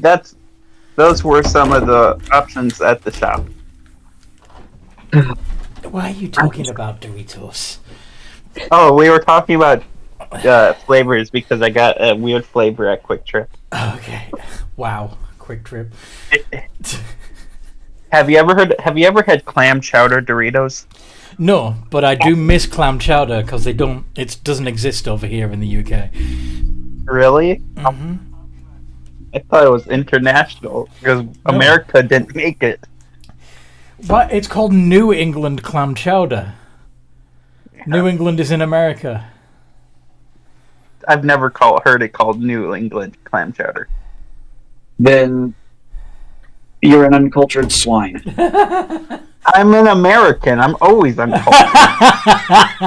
Yeah, that is your culture is to be uncultured. My friends That's said the guess where. point. My friends asked me to guess where he lives, and I went down every country, and when he's like, "No, I live in Austria, you dumbass," and I said, "What's Austria?" So What's Oh dear God. Oh, but to be fair, it has been. New England clam chowder has slowly just been turned into generic clam chowder, although you can still find some cans labeled New England clam chowder at stores. Yes. Okay. Blah, blah. It's Scala's turn. There is currently only one nightmare to target. The nightmare you were fighting disappeared on you. But then another one appeared with a Tanarok on its back, and the Tanarok's been dealt with. So, would you like to fight the other one, Scarlet? You said that there was one there, and then another one showed up. The one that you were fighting disappeared because it used its ability to step into the ethereal. But at the same time that one disappeared, the other one reappeared that had previously stepped into the ethereal. So you can turn around and fight the other one if you want. Yeah, I will. Okay. I'm gonna go with my claws. Okay.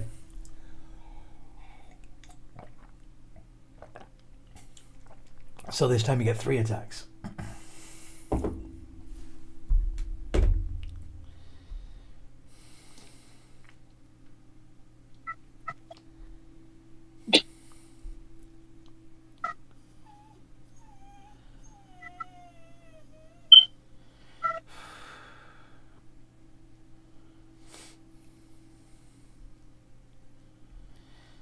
Okay, all 3 of those hit.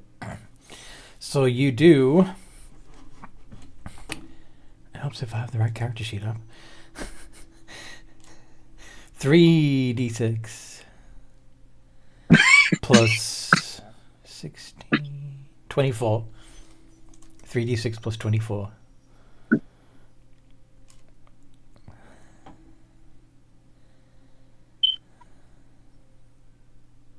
Is that's it? That's all? Yeah, unless you want to do Infectious Fury, in which case the target needs to make a Wisdom save, and if they fail, you can do another 2d12 psychic damage on top. I'm gonna go ahead with Infectious Fury. Sweet. So, the nightmare. Nice. So, that's 63.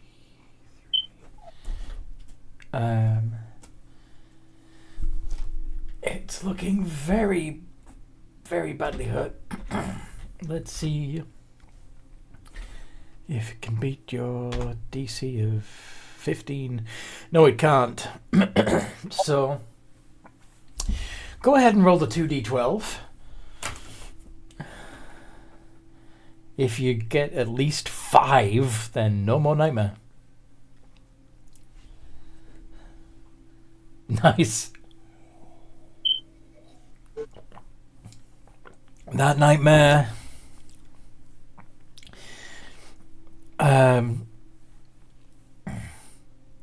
goes down, and what's left of its rapidly dissolving body is quickly consumed by its own flame.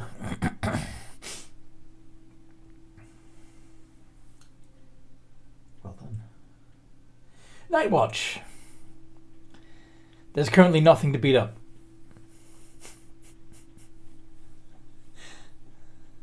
Let's go to church. Let's go to church. Yeah, the temple.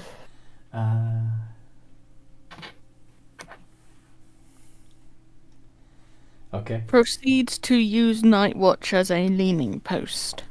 Can we take a quick 5 minutes first? I can heal you. We're not out of combat yet. Oh dear. I'm fine. I'm not hurt. What does Night Watch want to do? As true scene. Mm-hmm. What do I see? You see that there's still a nightmare tramping around in the ethereal plane, waiting to burst through and attack.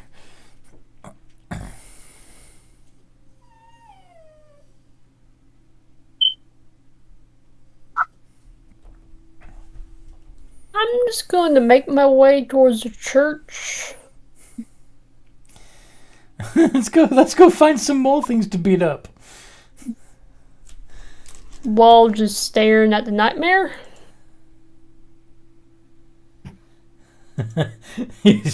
So you're just making it clear that you can see it. Yes. Toby, knock it off. I can't find anything in. So. Yeah. That's fair.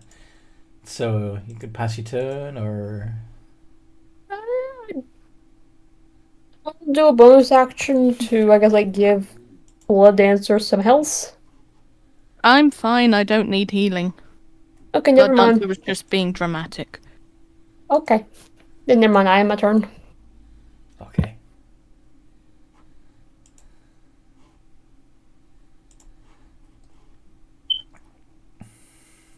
Okay, that was just rip, the weirdest rip, rip. hiccup I've had Darcy do all month. What? Darcy just did the weirdest hiccup. I heard it from my room.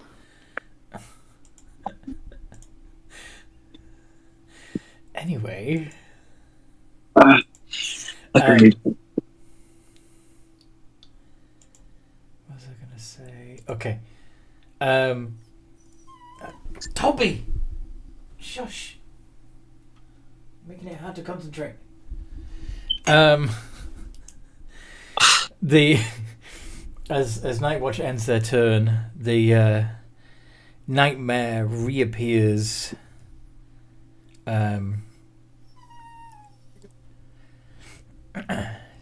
about 45 feet up.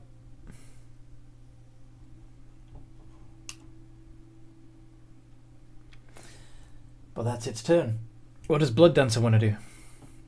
Blood Dancer would just look up and go, "Yeah, you know, you were too good for those ton of rooks anyway. Why don't you travel with us?" You're going to try and use persuasion to convince it to... Yes, that was the one that got thrown, right? That's the one that got thrown, yes. Yeah, Blood Dancer's gonna go, I mean, what kind of friend just throws their partner around? It's a roll persuasion. That's the whole level of evil A that bad not even friend? I would resort to. I mean, what kind of friend turns their friend into a cat to be thrown around? We were opponents then. I didn't just throw her. You expect that from an enemy. You don't expect that from a friend. I mean, theoretically possible we could turn the nightmare back into a Pegasus. That would be up to the nightmare if it wants to be. I got a +7.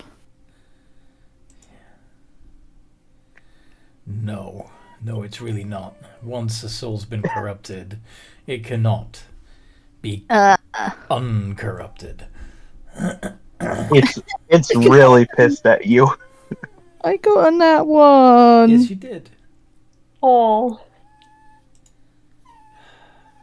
Was that an action or a free action? That was your action, trying to convince it to join your side.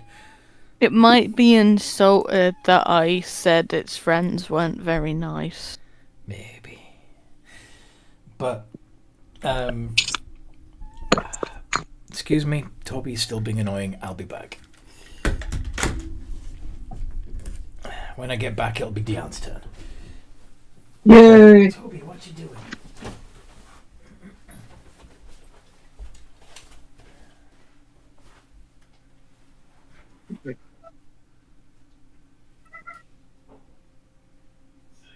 I'm gonna throw another body at it. And don't forget, in I don't know, 7 more, like in like 21 seconds or something. 20 or no, not 21. 36 more seconds. Tanarok will reappear because they're native to the material plane. Oh, wait, Rob, I have an idea. What if I throw you and you attack it in the air? Please don't. Let's even see if it's still standing after I get a chance to attack. Because if I can pick up a friendly creature, and you're only medium size, of course you're going to take 4d6 damage. But yeah, he's been taking a huge chunk of damage. Maybe we don't hurt the one that's really been hurt. How else is he going to get up there? We just hit with a long range attack. Yeah, leave it to he's killed like 3 or 4 of them. Exactly. Let's add it. Make it 5. It's kind of more of the thought process of leave some for the rest of us. Well, Rob, you are a big guy, but your creature size is small, medium. Yeah, that's the joke. Yes, I am medium sized, but only on the outer edge of that. Exactly. I'm gonna chuck you, and like a bolt from God, you're going to explode it.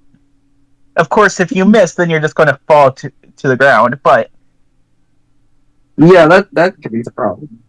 Well, luckily I still have 60 out of 106, so yeah, I doubt 4d6 will kill you. Plus the fall damage from.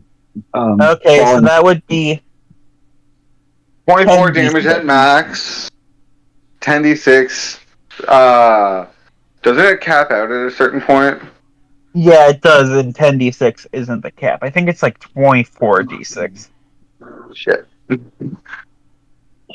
it could be potentially very, very dangerous. Yes. Yes. It's awesome, but it's also potentially very dangerous. It's not like our characters are any strangers to death, though. And we're not the smartest bunch. I have an intelligence of an 8. Yeah, what are you talking about? I don't know anything about death. Oh yeah, true. You're a baby. But we're talking about throwing Rob at the horse. Oh, our Death Knight gets chucked at the horse. He's no longer Death Knight. You know. He's just a Goliath now. So. Yeah, I've missed so much. Yeah. Well, to be fair, you only missed one game because nobody we only talked shop a little bit last week. No one played. It's a different game. I missed another game though. I've missed a few sessions. And come in for some and then not being at the next one. It's been kind of just stuff going on. Yeah. Welcome to life. Hello. So you're back, Anthony? I am. I am transferring. I am using my bonus action to transfer my hex to the nightmare, and then I will be throwing Eldritch Blasts at the nightmare. Okay, go for it. Oh, fucking hell. Not 20. Followed by 2 other hits. So, yeah, this is gonna hurt. Aw, my plan! I wanted to throw Rob at it. Slightly concerned by the comment Anthony made. A soul once corrupted cannot be uncorrupted. Yes. I think he means Rob. I think he means fully corrupted by the process to make a Pegasus to into turn, a to turn a Pegasus into a nightmare. The basically the soul undergoes torture. I was gonna say it just clicked. I remember how they make the nightmare, and it's essentially it's horrific. Yeah, absolutely one of the most horrific things they've put into D&D. Yeah. I might have to look this up. Once you've been subjected to that kind of horror, it's you can't forget it. You know, returning to a state of innocent naivety is impossible. You know, therapy. Yeah, maybe 57. Yeah, that's that. The nightmare dissolves. It is consumed by its own fire as it falls to the ground. None of it actually reaches the ground before it's utterly burned away. So now let's not go. So let's not go anywhere for about, I don't know, half a minute. Do I need to put another tiny hut up whilst we take a short rest? No. What he's saying is maintain concentration for the rest of the minute. That's all. But even so, because the Tanaroks are not extraplanar, they don't dissolve, he will show back up.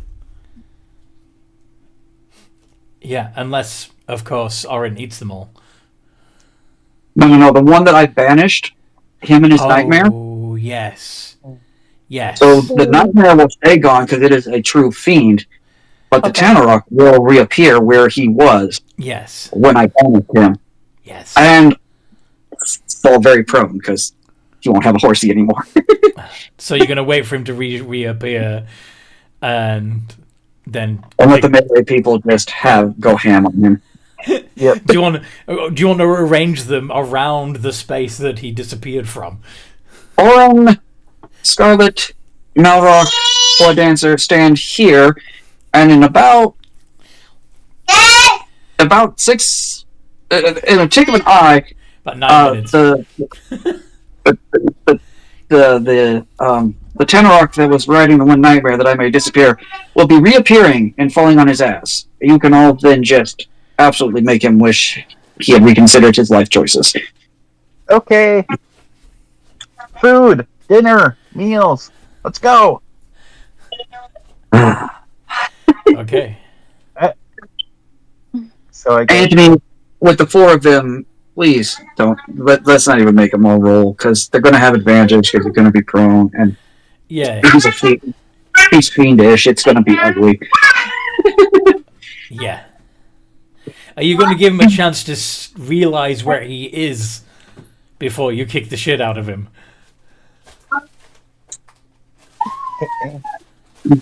He might be halfway inside my stomach by the time he realizes it. Okay.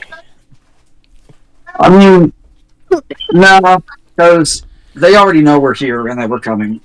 Clearly, that's why they keep sending freaking monstrosities at us. Yeah.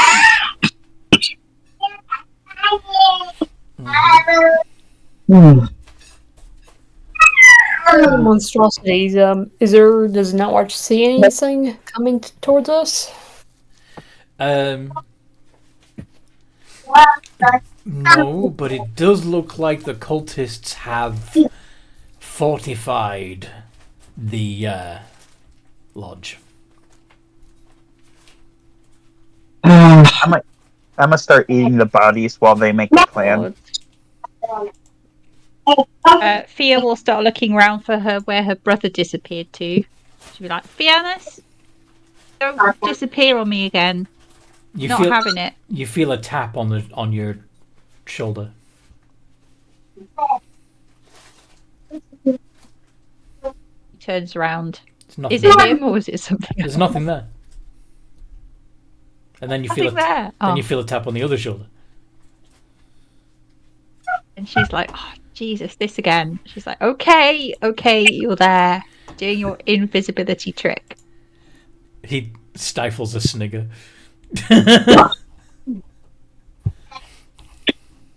Are you going to be rejoining us, or are you going to stay invisible? Before the I think it only lasts a minute anyway. So if it's standard invisibility, it's an hour. If it's improved invisibility, it's a minute. Okay, then yeah, he's gonna stay invisible for now.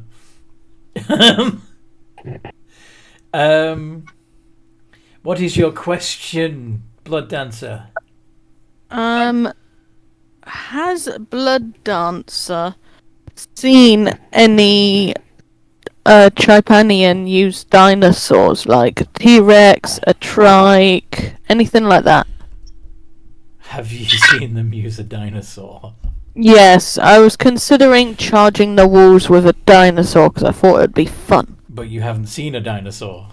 That's why I'm asking, has he seen his fellow Tripanians use a dinosaur in any Jade Lotus battle? I'm trying to think back to any of our games, if there was any dinosaurs used. I think there has been some that have been used in the other timeline Blood Dancer was in, but I do not know if... If there are canonically dinosaurs in Chaipan, then you would have seen them. I think they nabbed them from the Pride Lands, but yeah. Or bred them.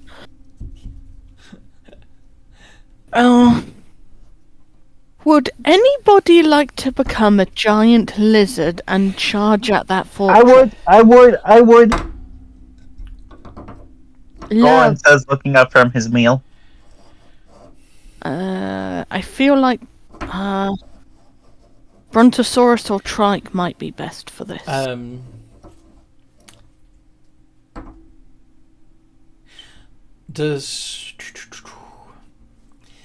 Is Orin immune or resistant to any magical effect that would change his form? Nope, I am not. Okay, can you make a Constitution saving throw for me? Yeah. Let's see. What's my con? +8. I'm pretty good at though. Can't he willingly fail though? Not a con save, no. And this isn't a polymorph, because polymorph's wisdom. Yeah. I believe. This is something else being done to him. This is the fact that he's consuming demonic flesh. Oh yeah. Nom nom nom. Yeah, that makes sense. I would need to. But you resist, which is good. But yeah. So, what's the plan, folks? Frantically trying to look up Brontosaurus. My watch is preparing a speech in her head about telling these people, please stop what you're doing, repent now. Not yet. Dan's about ready to walk up to the building. I'm just be like,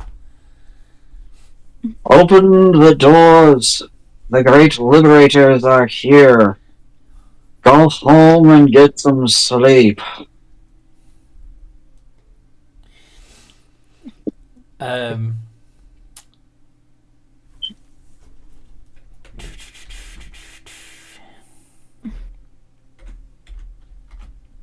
I'm gigantic. Does a 22 hit, Dion? Sure, but can I get up to 12 wisdom saving throws? Up to 12? Mass suggestion. Okay. Alright. I was just going to have one of them shoot an arrow at you in response to your speech. But, yeah. I'm crazy, but I'm not I'm not that crazy. I'm doing that. I'm actually doing it for a reason. Okay. But yeah, the 22 will definitely hit. Okay.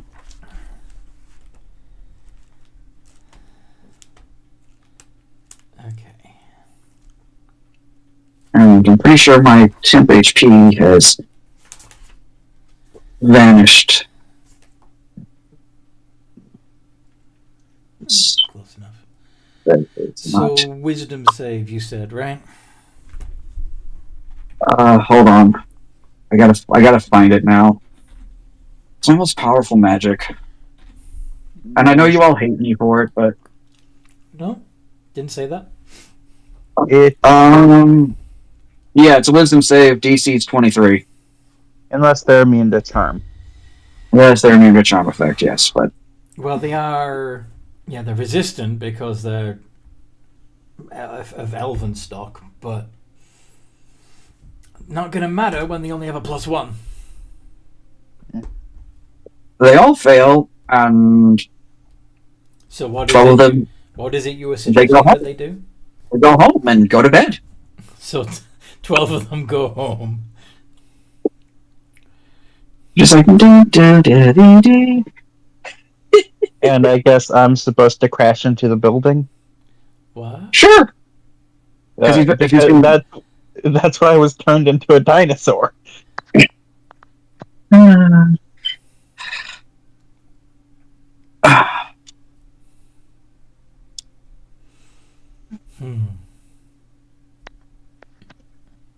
I haven't done it yet. I was still looking for the challenge rating. CR5. Found it. Really? It's 5. Yeah, I was moving on to... I found the beasts thing, and I was scrolling through the levels, and I got onto level 5, scrolling down, and as you said it was level 5, I came across Brontosaurus. So it had nothing to do with the fact that I shared it to D&D campaigns. No, I just happened to look at it at the same time. Well, literally 2 seconds after you said it. Yes, but it's been anyway. It's been up on the channel for like 3 minutes. But anyway. Ah. I'm back. Mom called me to ask me where I put the puffy popcorn. Where you put the puffy popcorn? Yeah, it comes in bags. Like, it's like a chip, but it's Is a that the popcorn yellow that's really cheese? soft.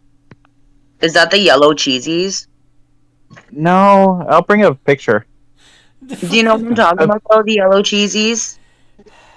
I do know what you're talking about. Apparently but we're having the another problem commercial break. What the fuck are yellow cheesies? Yes. They're like cheesies, Is that but they're actually what yellow. They're like called, or Are they cheesy they look like poofs? the crunchy they cheesies. called that? I can't remember what they're Or called. you just call them that? Oh, okay. So you just call them that. So they're not like advertised as yellow cheesies. Yeah, no, they're not called yellow cheesies. I think they're like popcorn twists or something like that. It's Or corn quite flakes. possible that it's very fluffy popcorn covered in like a cheddar cheese powder. Puff This is corn. popcorn. Oh my Oh, God. smart food You just popcorn. have like you just have such like dodgy food over there. Yeah, there's some weird It's stuff. called This is popcorn. true. But to be fair, Basically, Fia, Food. we have It's like non-food. we have pork scratchings though, so but basically, she called me where they were, and I forgot to buy them while I was at the store. okay. Anyway, So in my belly is They're like what you would eat if you were in one of the 7 hells or what have you.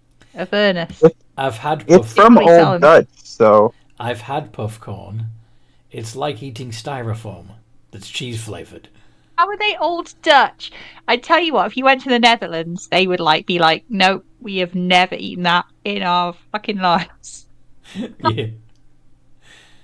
Anyway.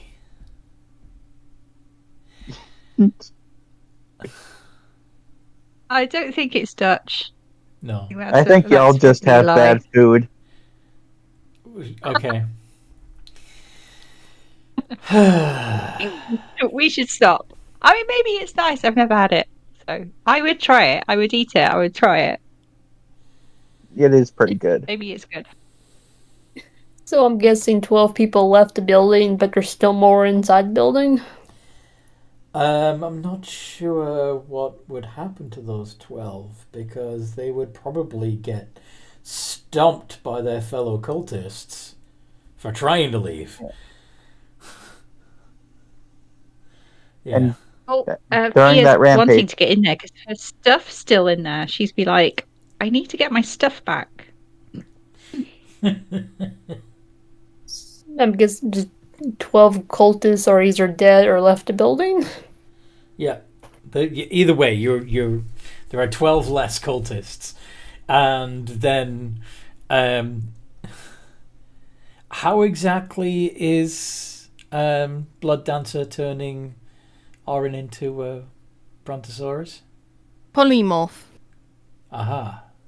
Okay. I just want to know if the action actually went through. What do you mean? Are you saying will Orin make a wisdom save or not? Is that what you're saying? The dancer said, "Who wants to be a giant lizard?" And Orin said me. Yes, and then I was like looking for the Brontosaurus because I figured that would be the best for taking down a hunting cabin. Okay. And then I got confused from that. Okay. I'm pretty sure that Orin is eager to be a Brontosaurus. So are you casting? absolutely eager. Okay. So, Orin charges and crashes into building. Presumably as a Brontosaurus. Yeah. Though if he's not, he'll charge as a Minotaur. You already begin charging as a Minotaur and then Blood Dancer going, wait, turns you into a Brontosaurus mid-charge. Boom, boom. Keep a few steps back, guys. These creatures are very, big.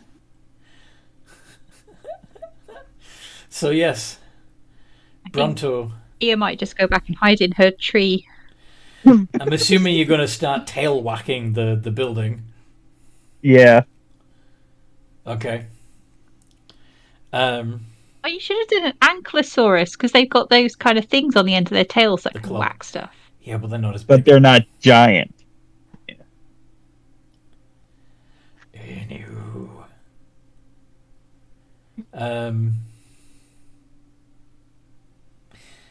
Where was I? Yes.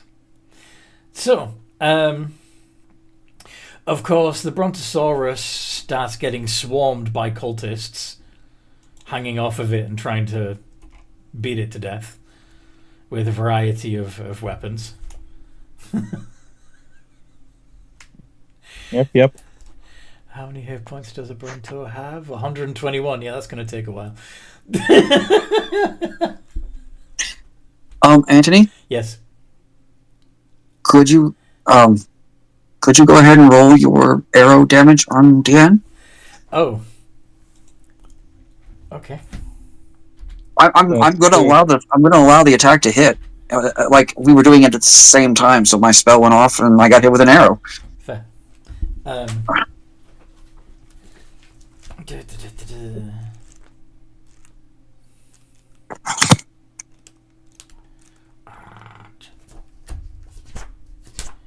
Oh my god. Yeah? I looked up Demon Brontosaurus on Pinterest Why? because I was curious what would come up. I didn't even get a Brontosaurus. I got these creepy fuckers. Yeah, that's a Triceratops and a Velociraptor. I know. I didn't get Brontosaurus though. No. I got a Minotaur too. Yeah, I think that's a zombie dinosaur and a dinosaur affected by wolf. Yeah, that's exactly. That's a zombie Triceratops and a spider Velociraptor. And of course, in true AI tradition, Lol has had her hands on that Velociraptor. Yep. Anyway.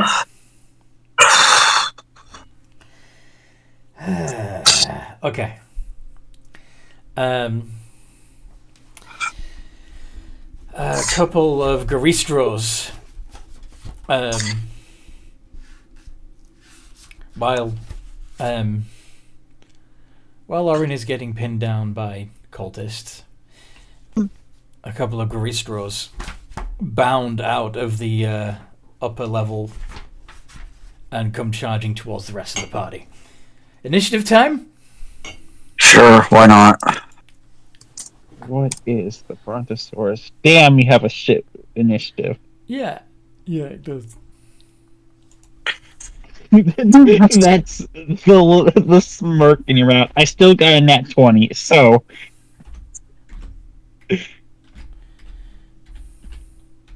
I think I'll be going first. I'm sorry, City, I stole your good roll. Sigh.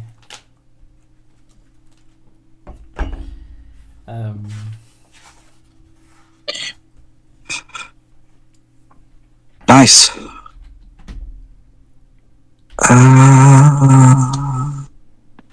are we missing? Fia. Looks like. Fia. It's Unless she's staying out because of... initiative again. Yes. Yep. Yeah. Even if you're gonna hide far away and just try to take pot shots with a bow, you still need to know when. Yes. Okay. Oh, what am I doing? That's not good. It's going right for me tonight. Could be worse. It could be worse. Damn. Trust me. It could be. There we go. You actually ended up going first. Oh, well, there you go then. Sophia. Okay, so shall I take my shot? Hold on. Let me write down everybody else's initiative first. Okay. Wait, Deanne, you have mage armor. You want to cast that on me? Is it mage armor? I don't have mage armor as the spell. Oh, wait, yeah, you have the invocation. Yep. Yep. I thought it would be funny, an armored Brontosaurus. No, it wouldn't. They really wouldn't. No.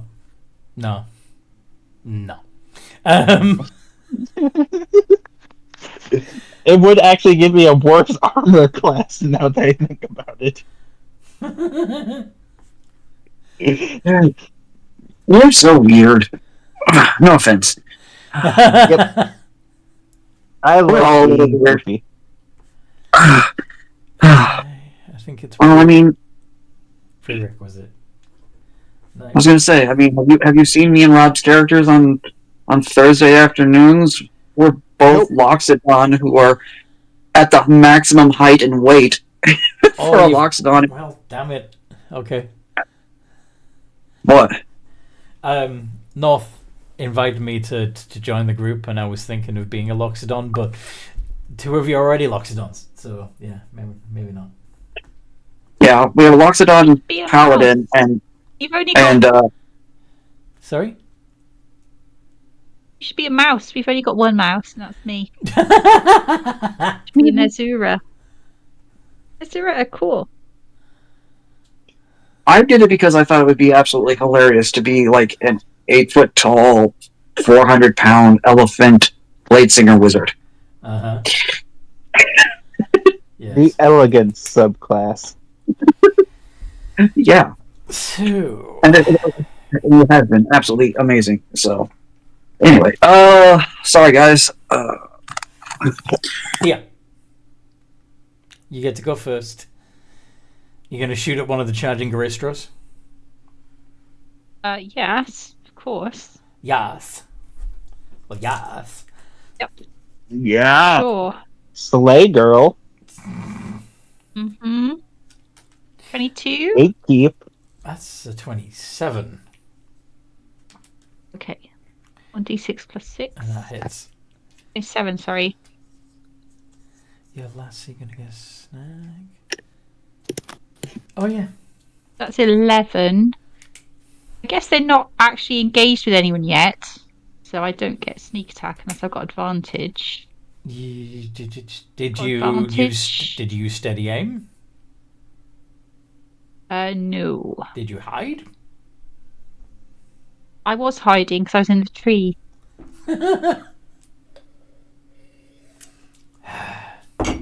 I'll allow it. Reroll. And of course, because you've got Elven accuracy, you actually get to reroll. You get roll with advantage. And The highest. wait, why are you rolling a d6 to? Oh, Sneak attack. okay. You gotta see if you crit. Nope. Yeah. No crit. So you really you have 66 for your sneak attack bonus. Yeah. Wow. Okay. Yeah. So yeah, altogether that's 33. 33 points of damage. Okay. Is there anything else I can do? I'm going to teleport again to somewhere else, maybe behind them, because it'll give me resistance against all damage until the start of my next turn. All right.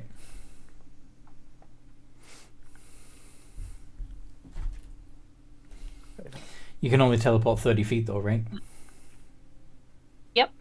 Yeah. You can't get I'll behind them teleport up on the roof or something. Can I go on the roof? That's even Something further high away. behind them? You can Imagine what? move to another tree if you want. Okay, I'll go to another tree. And yeah, that's your bonus action. They can try to find me, but they will not. Okay. Now.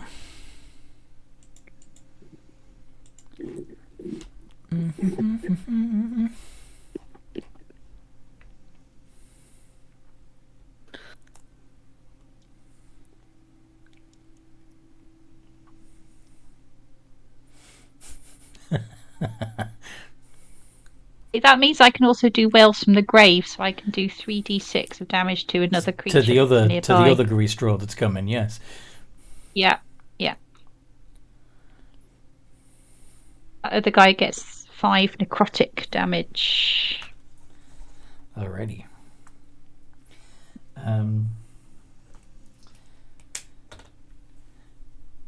And your brother reappears as he casts a spell.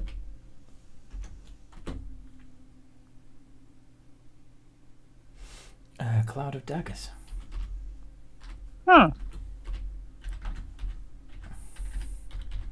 Putting it right in front of one of the charging Greastros. I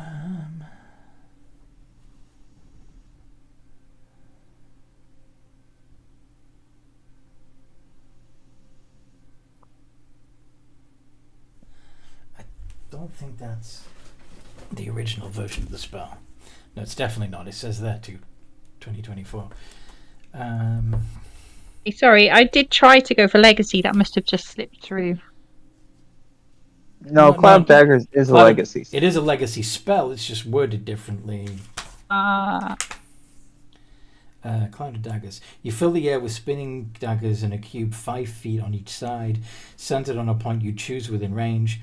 A creature takes 4d4 slashing damage when it enters the spell area for the first time on a turn, or starts its turn there. So yeah, as it charges through. Sounds like the old version. That old version was very like that, I think. Well, it doesn't have the teleportability. What I just read out is the old version. The new one. Oh, right. The new one has like a teleport ability thing built into it. Right. You can move it around, which is weird. Fainas won't be able to teleport it then, I guess. No. He's just going to put it in front of them and watch them run through it. Orin. I'm a tail smack one of the ones that are on me. You're going to tail slam a hunter cultist? Yeah. 16? 16 just hits. Yeah. 27 bludgeoning. Mm-hmm. That hurts a little.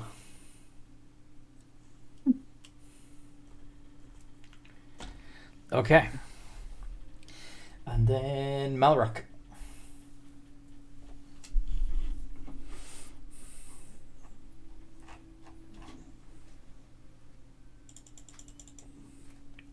Malrock?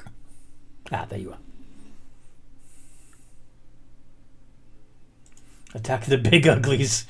Alright, so you're gonna run towards the nearest grease draw. Your speed is 30 feet. They are more than 30 feet away right now.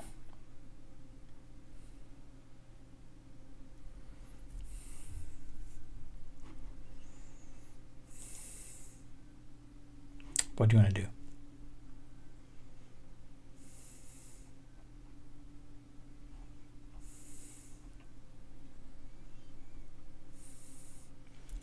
Okay, so you're going to move 30 feet and hold your action. Okay. And then Diane.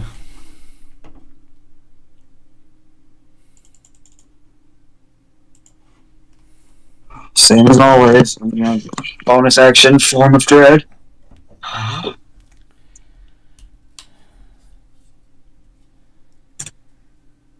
17. Nice. Nice amount of temporary hit points there. And then of course I will be firing Eldritch Blasts at the big ugly things, because unless they're 150 feet away, they're not.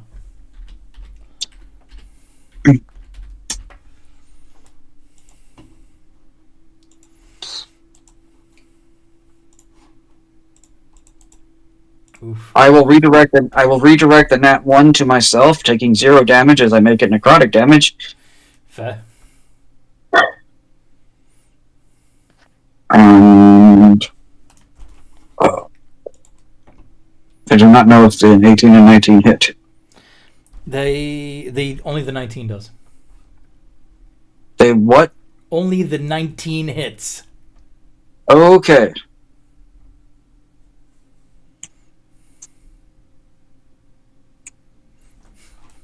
You did a crying face. Oh. 15. I do not remember if this thing is immune to fear or not. If it is not, it needs to make me a wisdom saving throw. It needs to make a wisdom save. So.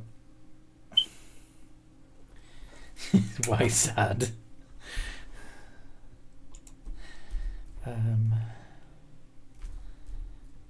Plus 7. Okay. Oh yeah, he's probably gonna pass it with that modifier, but one never knows. And magic resistance. 23. Yep, that definitely passes. But it's just sort of an automatic thing, doesn't cost me anything. I'm gonna take my movement 30 feet back, or 35 feet back, just because I don't want to be trampled. Is there a tree I could start climbing within that movement? Oh yeah, you're still in the woods. There are trees around you. But I'm just gonna make use of the trees. Walk up a tree onto a branch. With spider climb ability, yep. Okay. And then end my turn. Sweet. And Night Watch. Okay. Night Watch is gonna bring out her Summon Celestial. Okay. That's gonna start hitting one of these big boys. I'm assuming it's charging at the one that doesn't have a cloud of daggers in front of it. Yeah. Okay.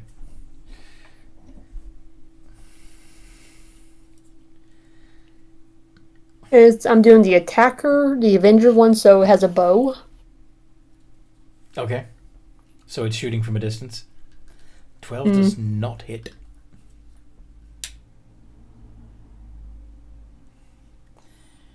Okay, and I don't have any bonus actions I can do, so I end my turn.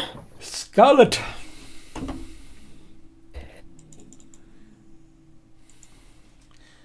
You are fast enough to get into melee with one of these things. Haha! Yes. Then I shall. Do you want to hit the... Yeah. One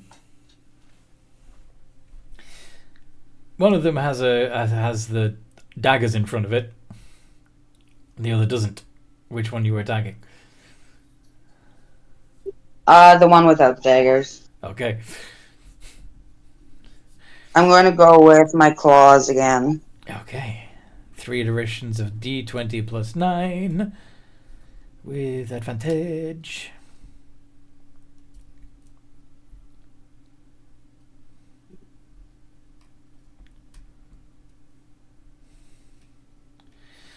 Wow, all 3 of those hit. Very nice. And that's gonna be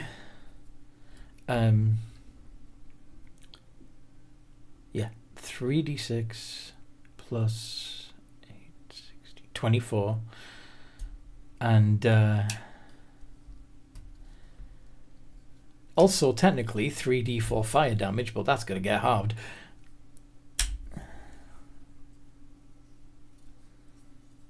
You couldn't do that before on the nightmares because they were completely immune. Okay, so 6 of it is fire, so half that to 3 is 37 points of damage. Done to the grease straw.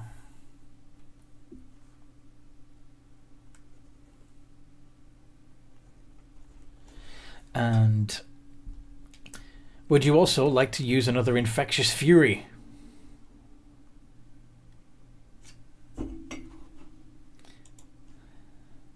If it fails its wisdom save, you can either force it to make a melee attack against its buddy or take an additional 2d12 psychic damage. Let's see if it passes.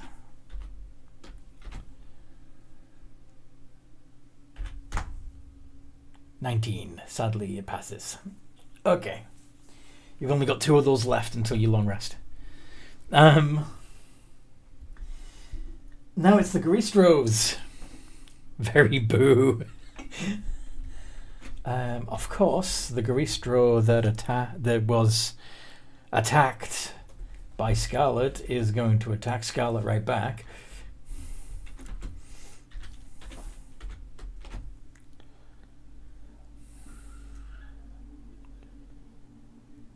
Yeah, 13. Oof. 23 and 29 both get through. The nat 1 fails, of course, and it somehow hurts itself. 2 with a fist, 1 with a hoof. So, one of the fist attacks hits itself. Maybe it manages to hit ground instead of Scarlet. Oh, wait a minute, it has advantage because she attacked recklessly. Duh. I'm a silly. Okay. So now all 3 get through.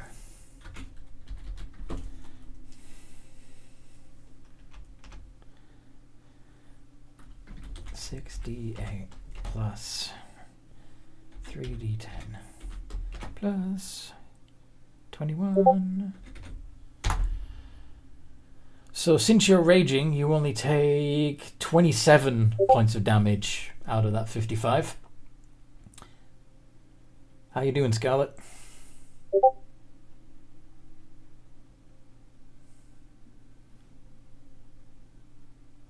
Scarlet? I'm still doing pretty good. Sweet. The other Garistro is going to heedlessly plow through the cloud of daggers because they are dumb. And take 4d4.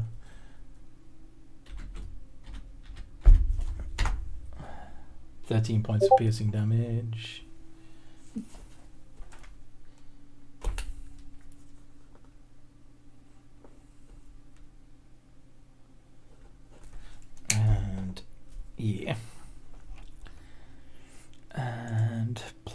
right into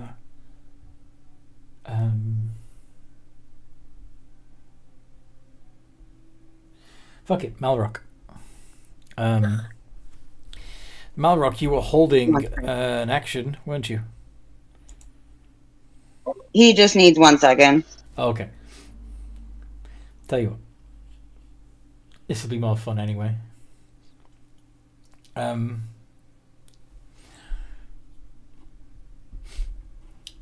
Let's have the Grey Straw charge past Malrock, which will give Malrock an opportunity attack as well as being able to use his held action.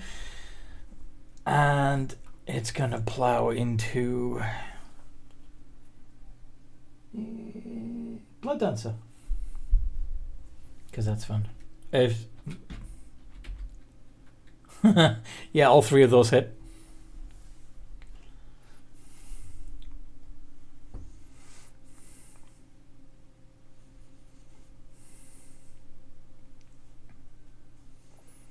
$85 points of damage. Eesh.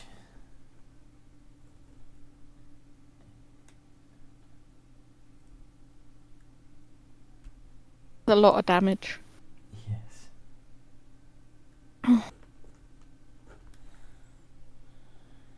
It's still not looking bloody though.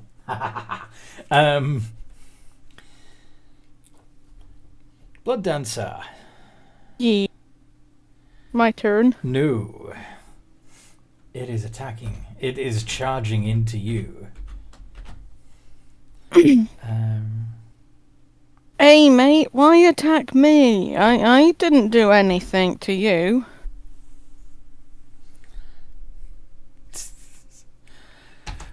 Does a 19 hit? No, totally not. I'm going to have to double check. Totally not. Totally not. Okay, your AC is only 16, so it does hit. Okay. Sadness. So that's going to be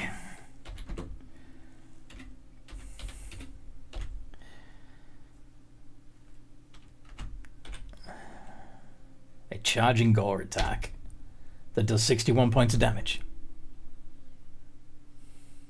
I think... Do I fail my concentration check with a roll like that? Yes. Unless you can get a 30 on a con save. I cannot. No. No! Are you still conscious? Yeah, I've got like 8 hit points. That doesn't matter. My size! You're not a Bronto anymore. No! I'm gonna fuck these guys up. Fuck them. Cultists. Well, now that you're medium-sized normally, yes? Me, yes. No. Orin. No, I'm the one size above. Large. Okay. Yep. So, if we were playing on a grid, that means we could surround you with 1, 2, 3, 4, 5, 12 medium-sized minis. So, which means... Oh. Damn it, why couldn't you hold on just a little bit longer, Sudi?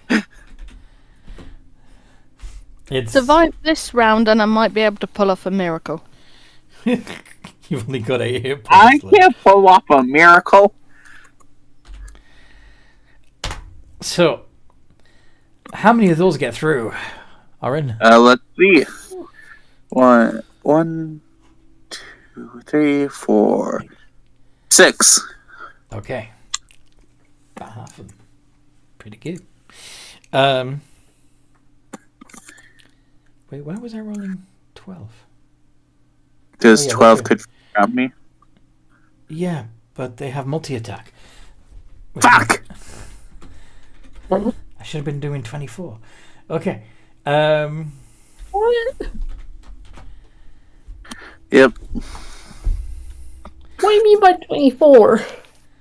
There, if 12 people each have 2 attacks each, that's 24 attacks. Okay, for a moment that was one of the demons. No. 5. 5 of those hit. So that's 11 hits. 11 hits altogether. There's a nat 1 in there, though, so that's it doesn't outweigh the damage I'm taking. Yeah, it was nice knowing y'all. Can you get back to 80. the group? I'm still standing! I have 5 HP and a dream from God. Now watch me get killed next round. Dream from God. Blood Dancer. It's your turn, and you've got a Garistro breathing down your neck. Maybe we should retire? Is that what you're trying to say? No, retreat. Well, it's a good thing I picked a fairly powerful mass cure wounds. Okay. So I can use that and heal myself plus others. I don't think Orin is close enough. Let's have a look. If only I had my Hellfire Orb, yes. But you had to decide to be mortal again, so you know. Anyway, mass cure wounds.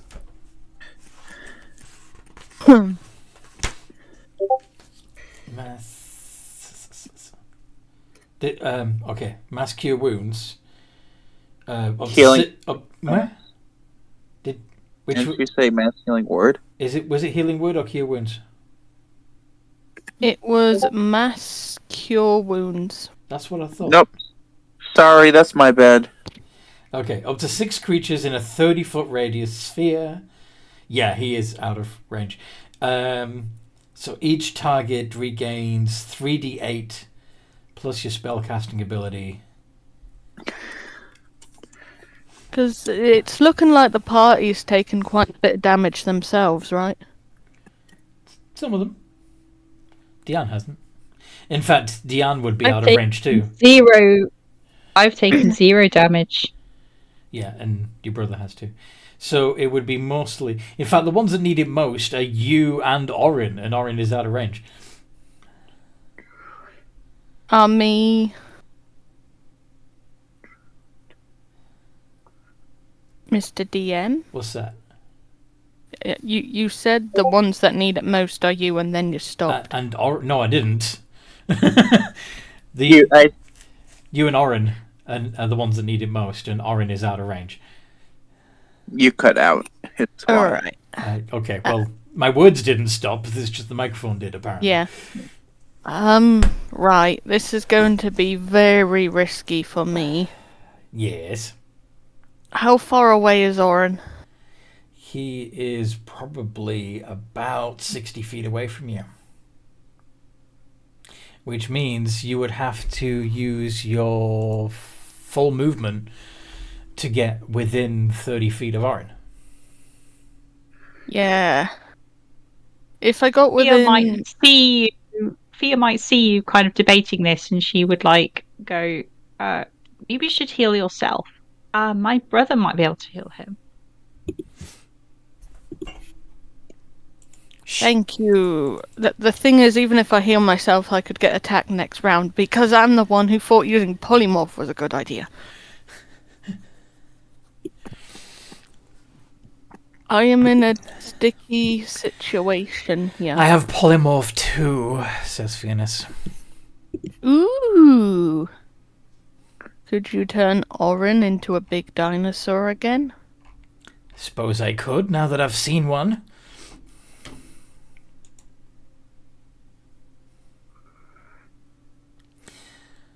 Alright.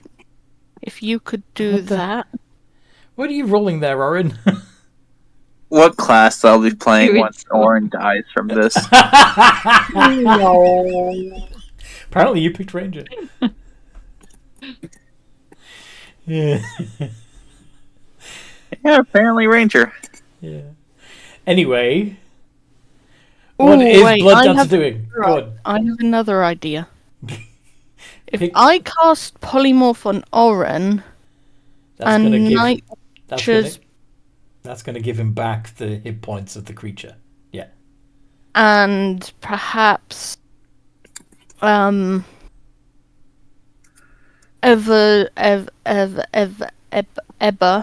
They're Fia Fia's- in this game. Yes. sorry, Fia uses Polymorph on Blood Dancer. That will give me a bag of hit points to use. You would still be making concentration saves for me. Yes. If I heal myself, though, I'll just take damage next round. I don't know what to do in this situation. Advice, please. Disengage and run up a tree. Probably a good idea. Yeah, disengage, run up tree. You see Blood Dancer go, fuck, it was so worth it, but fuck. As he Oren clambers up. looks back at her and goes, "Fuck you!" Okay, turn passes back to Fia. Hopefully the brother will still Okay. turn him into a Bronto. Well, you'll have to ask Fainas for that. Fia's not involved in that decision-making process. She will attempt to hit the nearest one.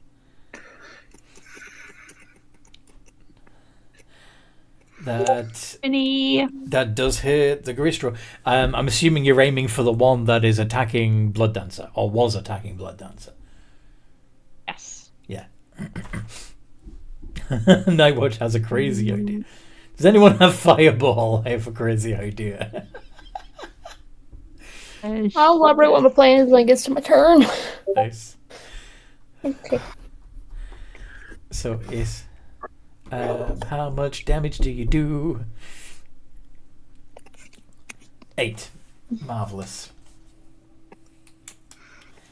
And sneak attack. 21. And again, I am also going to use Whales from the Grave.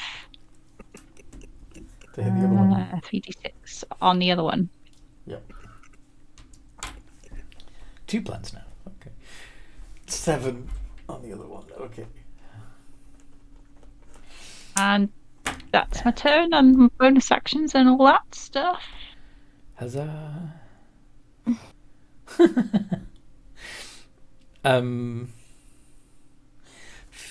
Your brother is going to get a mischievous glint in his eye and turn Blood Dancer into a Brontosaurus.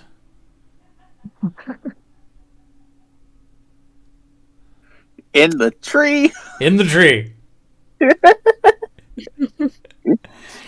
My brother's an asshole. I mean, you know, we have Shadakai after all.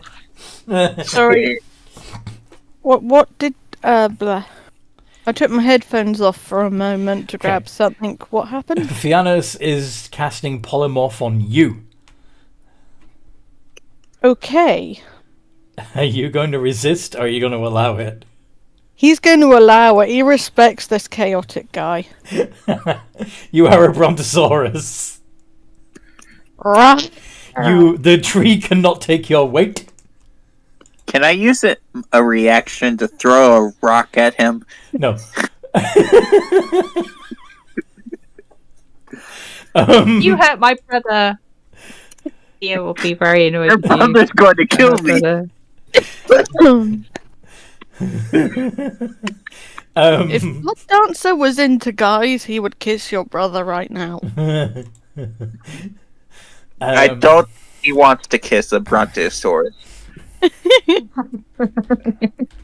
Unless he's into that subgenre of the community. So, I don't know. I mean, Fia doesn't inquire on that part of Fainas' life. Bronto Blood Dancer takes 6 points of fall damage, but so does the Gristro that you fall on. R, which roughly translates to, I think I just squished a demon. Not flat, but yes, you heard it. It is a bloody demon now.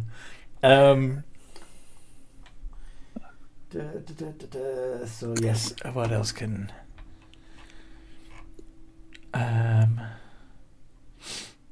Oh yeah, he's going to use Blessing of the Raven Queen to teleport 30 feet away. Coward! Out of character, I do not mind at all. In character, or salty as a cracker. Orin, it is your turn. Orin can't do jack, so he's just gonna punch his way. Yup. Not recklessing. Whew, that's a crit. Oh. The 11 doesn't hit, but the crit absolutely does. What's my bonus? A +4. 31 bludgeoning. Compared to Malrock's crits, I'm just a pebble in the next to a boulder. Boulder is conflicted. About hitting a small young lady. Indeed. Anyway. That's me turn. That's your turn. Malrock. So there are 2 Garistros that you could charge at, one of whom is in melee with Scarlet, the other is under a Brontosaurus.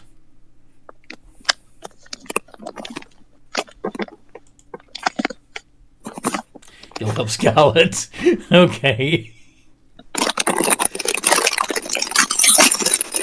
What the fuck, Zane? Oh, that's my Doritos. Are they clam chowder Doritos? No, they're just the Cool Ranch. The Sriracha Doritos were actually pretty good, though. Cool. Like, they weren't spicy. They were actually quite sweet. Nice. Anyway. Yeah. I know, right? It was this or the chili flavored. Sorry. Malrock, both of those hit. And in a level 2. Okay.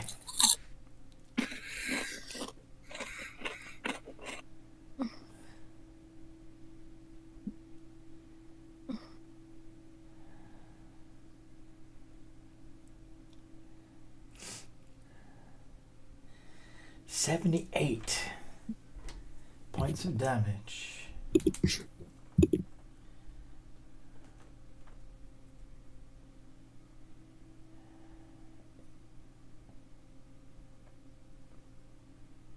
Are you starting to run out of spell slots, Rob?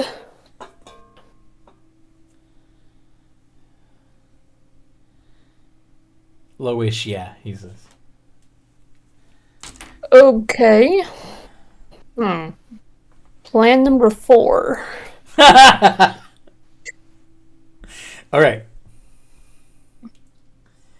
That was Malrock. It is now Dion. Dion. He was almost passed out. Oh my god. Oh.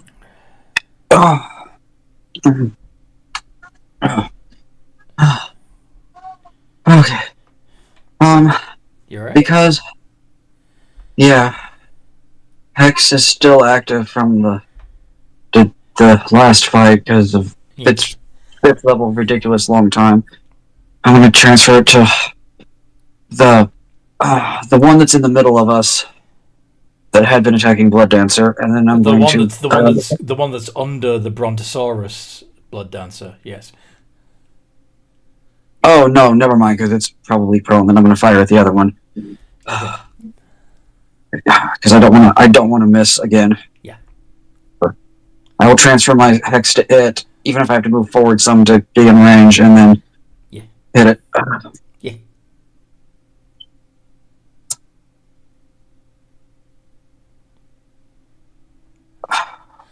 Come on. Oh. He had all 3 hits. Obviously.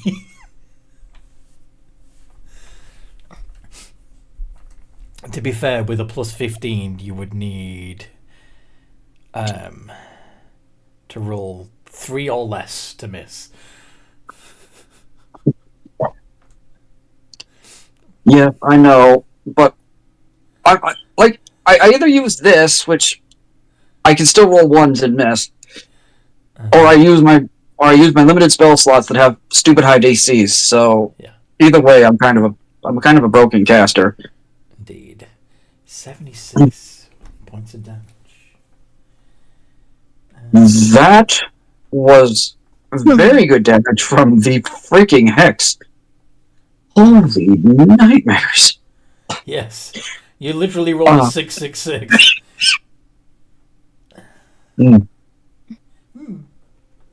I think the devil was trying to tell us something.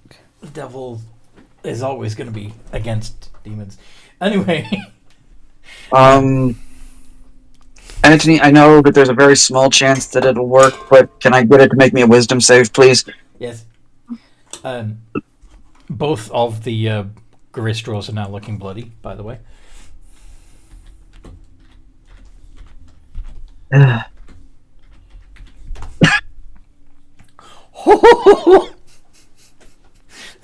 Oh yeah, no, it's fine. That's a crit, and not 20. It's making it a 27 altogether. That's definitely a save, and that is my turn. If I do not respond at the start of my next turn, I have fallen asleep because I'm finally starting to get warm, and it's making me very sleepy.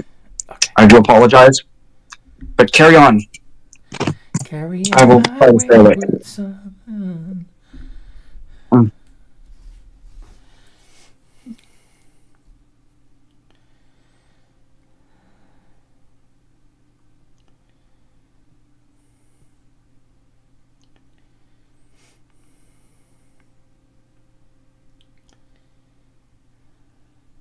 Hugs. Okay. So Nightwatch next. Okay. I have like 4 plans. Okay. Oh. Plan 1. Go on. Just you're gonna hear them out. Mm-hmm. Plan 1. I open up my chest and then walk over and kill these cultists by eating their souls. Plan 2, go use a Grandma's Academy door and get some ghouls. 3, I forgot the third one. Okay, number 4, is it possible for me to use my life points from me basically sucking people's souls by giving them to other people? You can convert that life energy into magic. Basically, each spell slot level is equivalent of 12 hit points.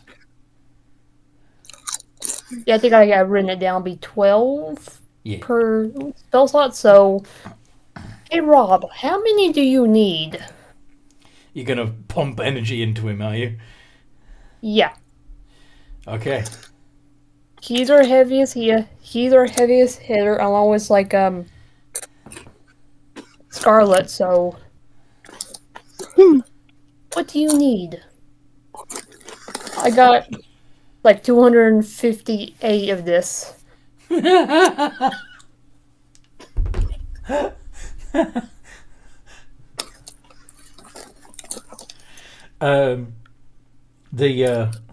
A voice in your head tells you don't want to do this.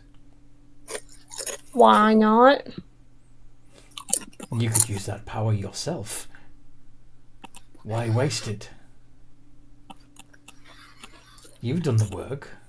You should gain the benefits. I'm going to be real with you, Magister that's inside me.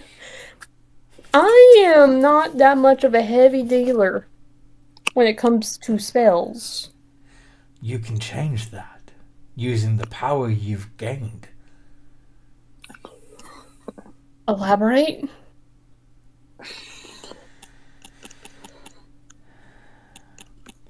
You could use this energy to empower your own spells.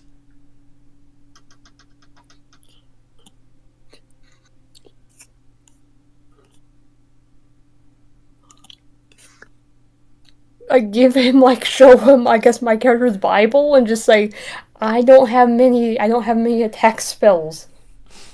I can teach you more powerful spells, if you wish. I have learned a great many castings during my time.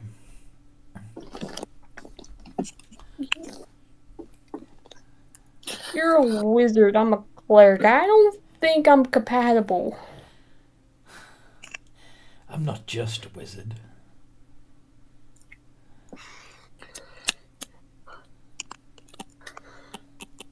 Do you want me to be a warlock for you, or a death thingy? Look, just cut. Just say it outright, please. We have like 6 seconds. Instead of giving up the energy, why don't you take it from the enemy? Just find those strings of life and tear them from your opponent. Draw them into you.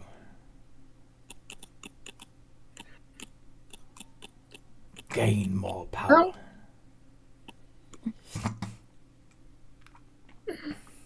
How badly are we looking, Anthony, compared to the enemies? You're fairly insightful. Yeah. Magister wouldn't be trying to convince you to. Well, he's being selfish. He's being selfish. As long as this mini Magister is attached to you, it gets to tap into your power reserves and feed on it. If you start giving it away, you're giving up his stash.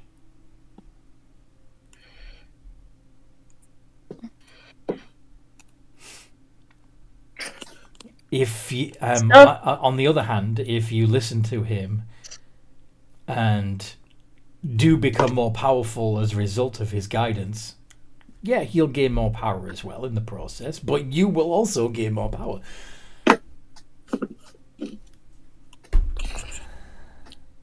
Okay, Anthony, just with my character's insight, does it look like we might be in trouble in this fight if we don't retreat now?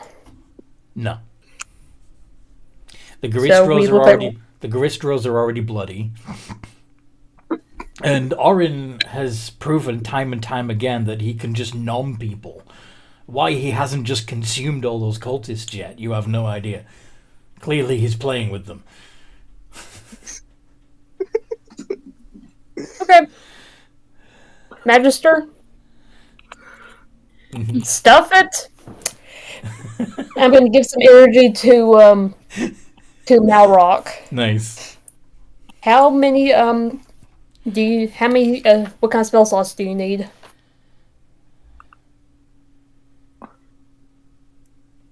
Rob, how many spell slots are you missing?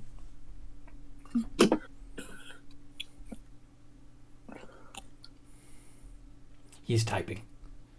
Okay.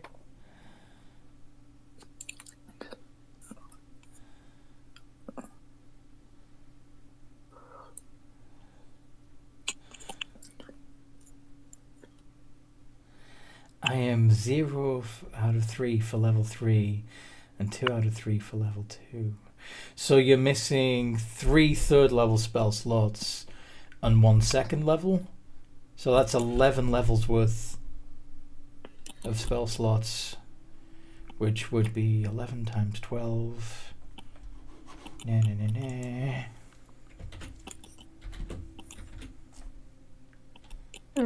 Maybe I'll just give you like Yeah, 132 hit points worth of power.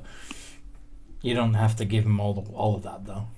Yeah. Okay. It's up to you. I think I'll give him like a 3rd level spell slot. Okay. So that would be 36 points from your pool. Yep. And I'll reduce that from my pool. And then I'm gonna have my angel start attacking. Sweet. The Goristro. Presumably the one that isn't under the Brontosaurus. Yeah, the one that's injured. They're both injured, but yeah.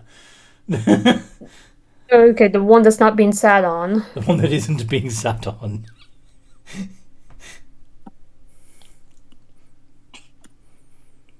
You hear me, not 20? Close enough. 22. That's a hit.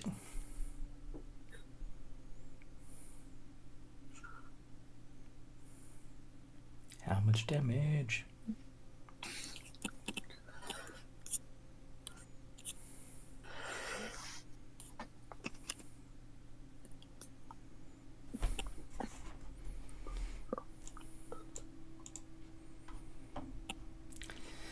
$49. Very nice.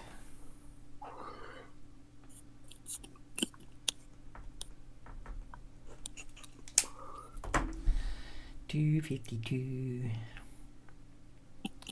Okay. Very good, very good. Okay, Scarlet. You are still in melee with this Garistro. Want to fuck it up?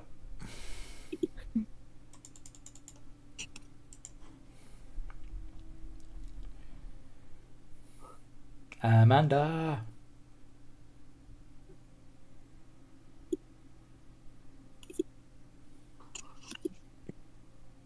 Amanda.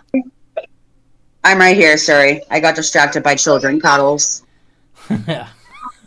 Can't forget to give the children cuddles. They don't need it. Send them after Rob. Anyway, you're still in melee with this big ass demon. Do you want to try and cut him down to size a bit? Scarlet. I'm down. You're down? To attack. Oh, okay. Claws or great axe? 1 second.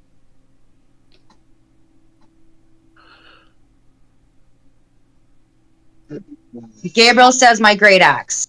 Okay. Two iterations of D20 plus 9 with advantage. The mini Amanda sounds so cute. Mom, beat them up, beat the bad guys. Both of those hit.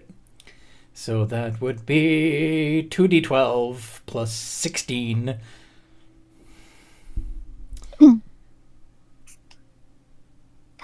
Oh, and you can. I keep forgetting you have Savage Attacker, so if you don't like the damage rolls, you can re-roll and decide which set of damage, which damage set you want to use.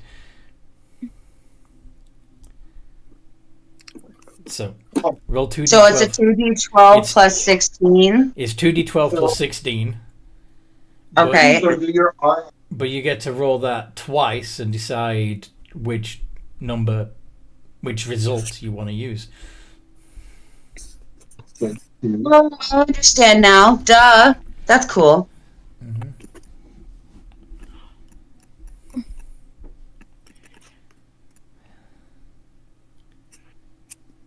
2d12 plus 16. If you want to be really fancy, it'd be 2 iterations of 2d12 plus 16. Yep. And they did. Nice. So obviously you're going to go for the 33, right?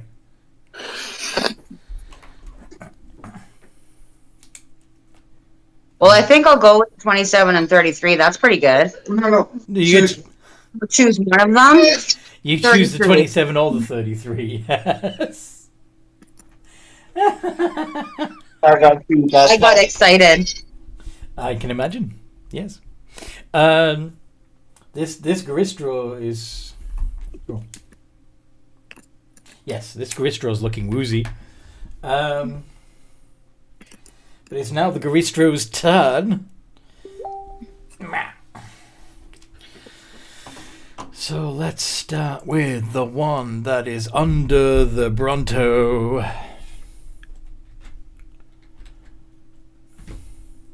The Bronto is laughing at him. Kick, punch, punch. Rawr. Ooh, that tickles. A little more than tickle. That's a bit more than a tickle, yeah. All of them hitting. One of them's critical, too. Yeah, so it's basically 4 attacks. Plus 21. Bronto takes 61 points of damage. Okay, I will make a note of that. Half your HP. Ow! And the other Garistro is going to clap back at Scarlet. It's going to clap. That doesn't seem very offensive.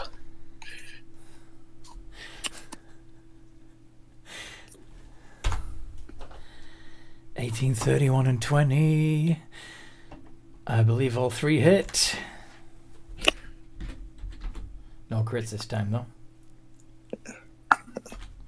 So it's just 68 plus 3d10 plus 21. And 54, but that gets halved to 27 points of damage to Scarlet.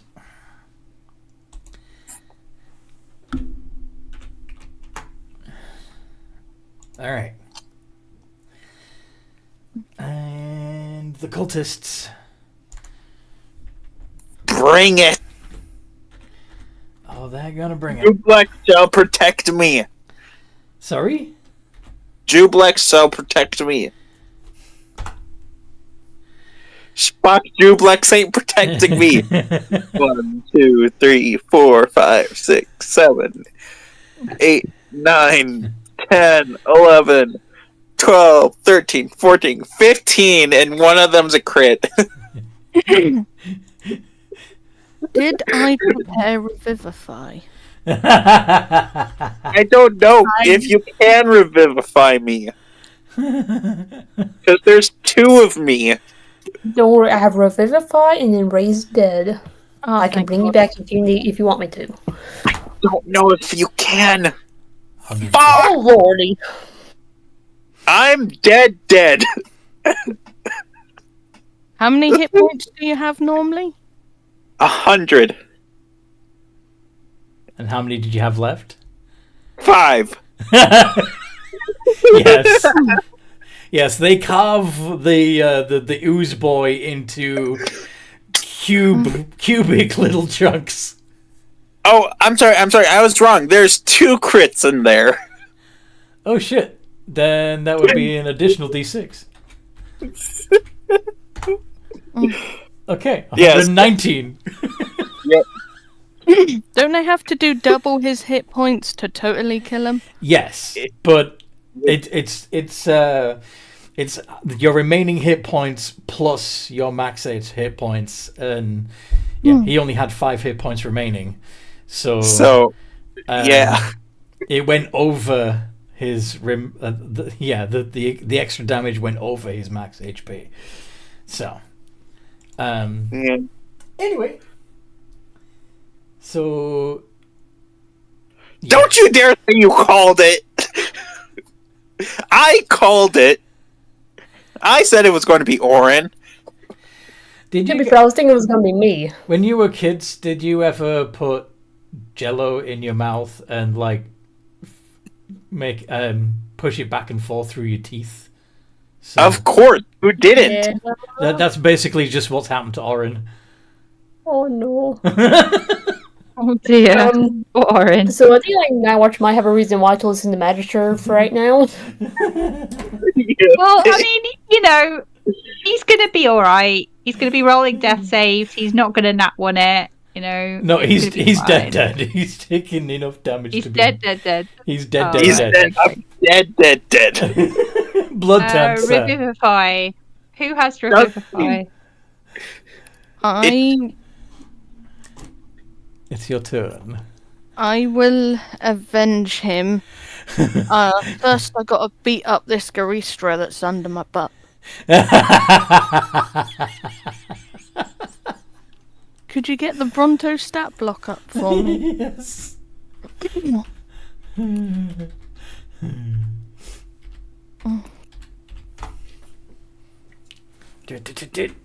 Push. Okay. Stomp plus 8, 20-foot reach, 5d8 bludgeoning. I think stomp would be the most realistic in this instance, don't you? Yep, I will stomp him. So d20 plus 8 with advantage because he's prone.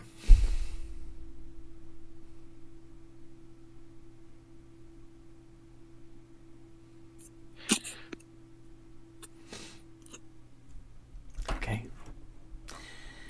And that is not enough. Sorry. But you didn't roll with advantage. Oh yes. So try again. Trying again. That's more like it. Okay. 5d8 plus 5 of bludgeoning damage. Okay.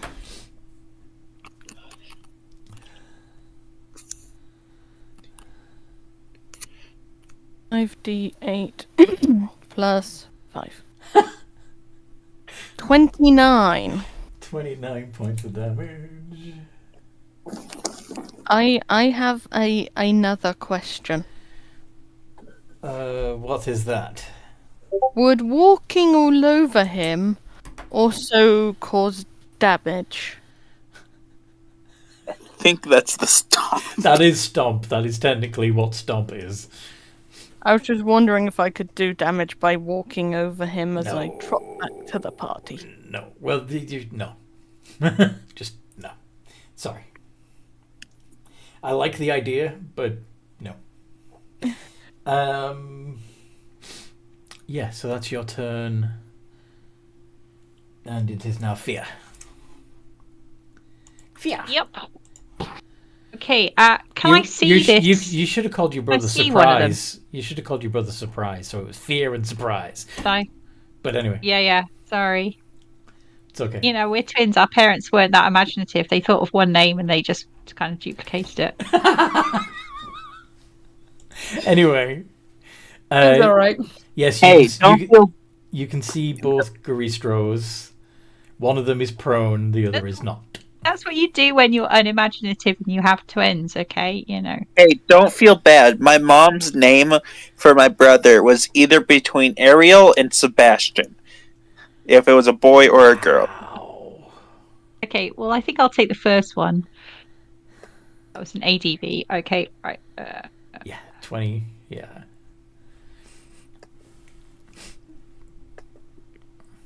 Now, And it's in melee, I take it? yeah, but remember, you rolled with advantage, so you get the sneak attack bonus anyway. And because you now have Elven accuracy, you could actually roll the dice 3 times and pick the highest. There's still a possibility you can get a crit.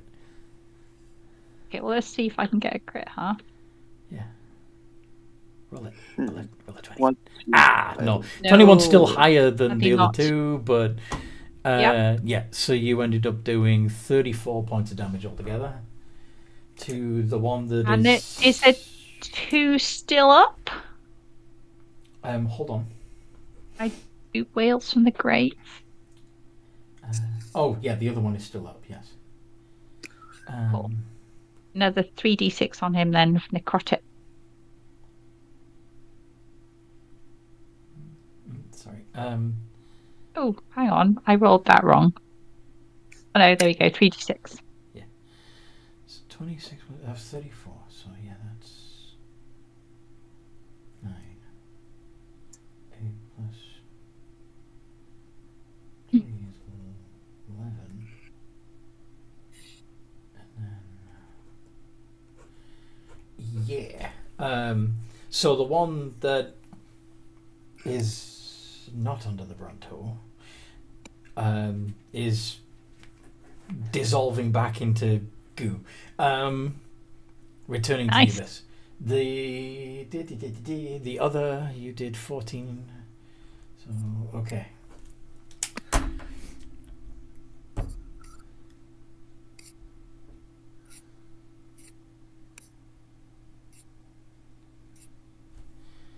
Yeah, 3 iterations of d20 plus 10. Or you can do the weird formula where it's triple advantage thing. But, Fainas.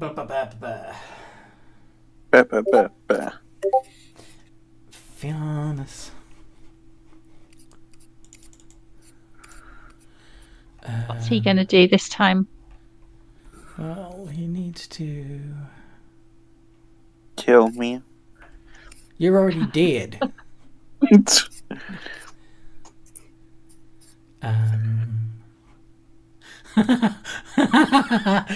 So you know how I said that you've been turned into chunks, right? Huh? Cut out then. Say it again. You know how I Cut mentioned. out. You know how I said that you were turned into chunks. Yeah. That they chopped you up into little bits. Yeah. And we all know that when a creature dies, they're no longer a creature; they're an object as far as D&D is concerned, right? Yep. Lit. Animate objects. Oh, that's disturbing. Just So Jello attacking. I imagine they make the sound that can only be heard of eat, eat, eat, eat. each target animates, sprouts legs, and becomes a construct that uses the animate object stat block. Yeah, I Oh, gave him the I think that's animate the new object version. spell. Are you so happy with that? That's awesome. That is.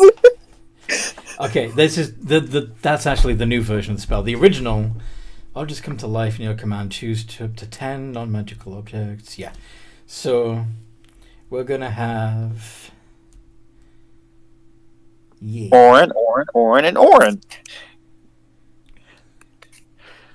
No, it's not Orin that's slime. It's what did I name him? So, Orin, what flavor is Orin? orange, obviously. Yeah, Orin's orange. But I believe oh yeah, I named him Goofus. Goofus is coffee flavored. What the fuck? Anyway. Yeah. So there are now 10 animated objects made from Orin's gooey flesh.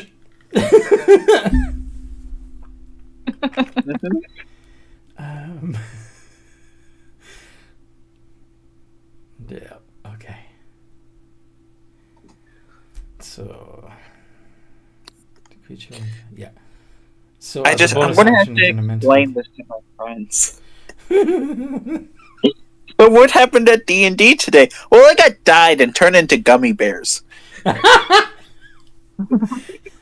All right. So, would you rather be?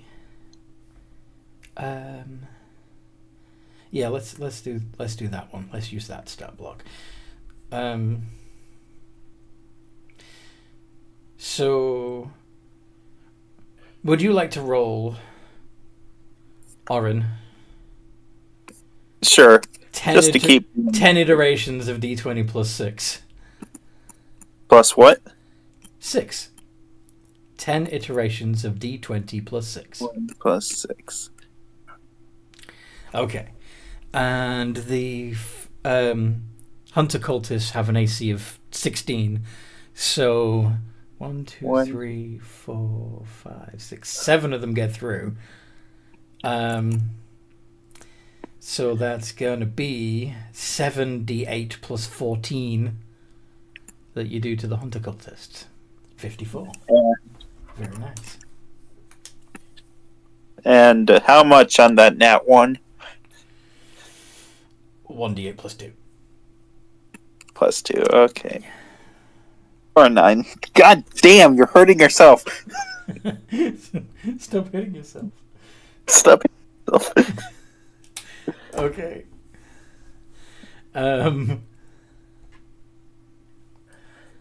So yeah, well done. They have 25 hit points, so it's fine. Okay. So that was Fainas and Orin, technically. Malrock, what do you want to do?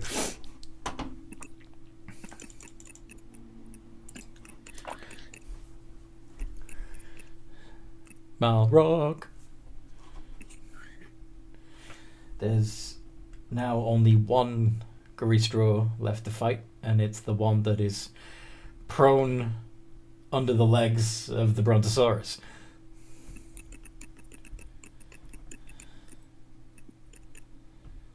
So you have advantage if you attack that one. Hell yeah. Sadly the 17 doesn't hit, but the 30 does.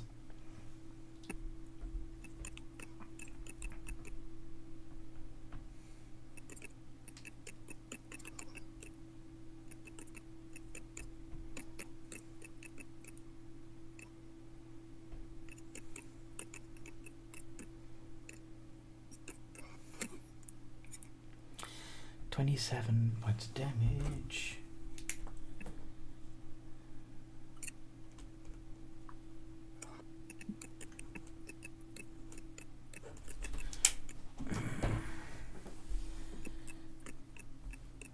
This Garistro is getting very frustrated. Dion. Yeah, bits of the person it just killed attacked it. No, that was the cultists. The cultists are getting swarmed by chunks of the thing they killed. Yes. I would like to mess with the cultists. Nice. What you gonna do? I know that there's a thing there, but I'm gonna go ahead and I'm gonna put them at the very I'm gonna put them 3/4 of the way into what is that? Hunger of Hadar.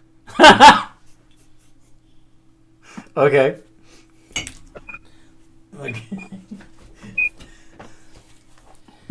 Winding them, causing weird noises. Yes. So you're going to cast it so that the animated objects are not affected, or you're just going to blanket all of them? I mean, as much as I get the fact that the animated objects are there, that it's funny and amusing. I think he would probably, unfortunately, have to affect them so that he can try to keep the cultist in the thing as long as possible, with their being blinded and not restrained, but restricted movement. Yeah, cacophony of. You open a gateway to the dark between the stars, a region infested with unknown horrors. A 20-foot radius sphere of blackness and bitter cold appears, centered on a point within range and lasting for up to a minute. This void is filled with a cacophony of soft whispers and slurping noises that can be heard up to 30 feet away. Slurping noises? Yes. It's the Hunger of Hadar. Yes. Times 3. Sorry? Hunger of Hadar times 3. No. Not that sound. What? Down. What's the that? jiggling, the slurping. That. No Yep. light, magical or otherwise, can illuminate the area, and creatures fully within the area are blinded. The void creates a warp in the fabric of space in the area's difficult terrain. Any creature that starts its turn in the area takes 2d6 cold damage. Any creature that ends its turn in the area must succeed on a dex save or take 2d6 acid damage as milky otherworldly tentacles rub against it.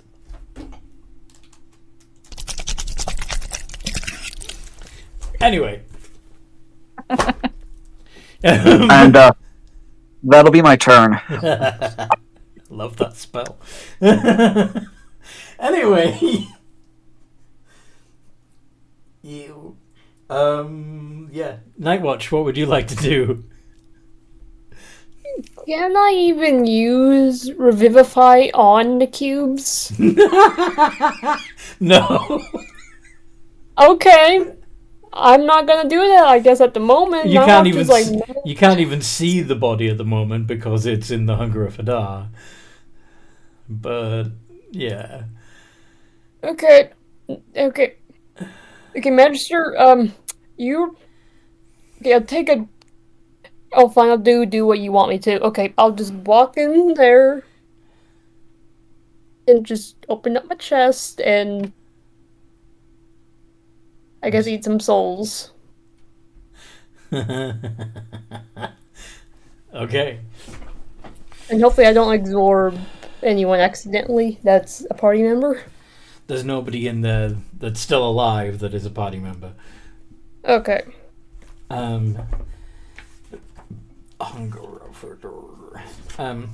So, if you are walking into that darkness... okay, no, that only happens if you start your turn. But at the end of your turn, you will need to make a dex save. To avoid the milky tentacles.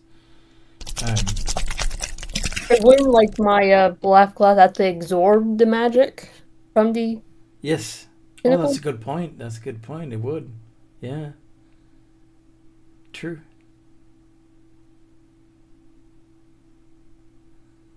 Okay.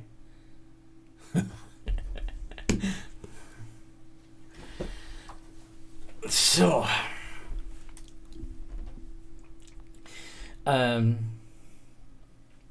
Anthony, yeah. I don't know if it matters, but remember, Warlock spell, I know that the level of Hunger Vidar is like lower, but it's automatically cast at 5th for anything she gets from the absorption of it. Oh, good point.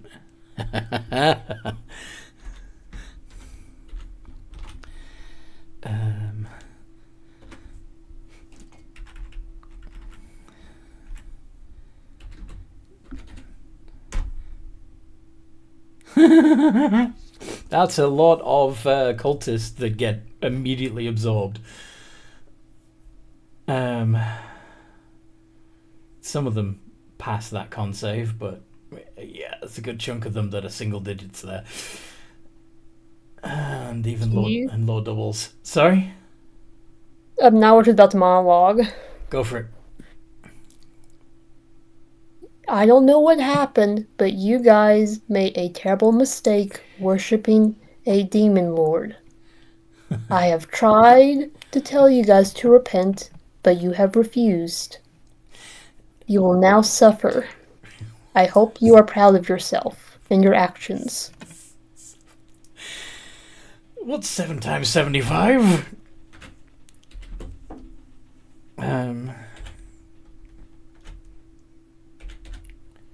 525. That's how many hit points you've absorbed. Plus a 5th level spell, so that would be 60. I think. Yeah.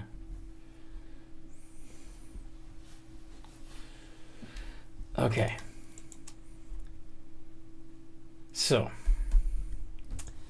Stop. 807. That's a lot. 807? Wow. What? I had like over 200 Oh, from like... I see. Gotcha.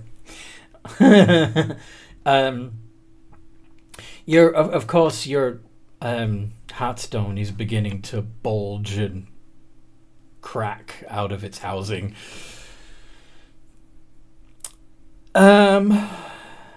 Anyway, Scarlet.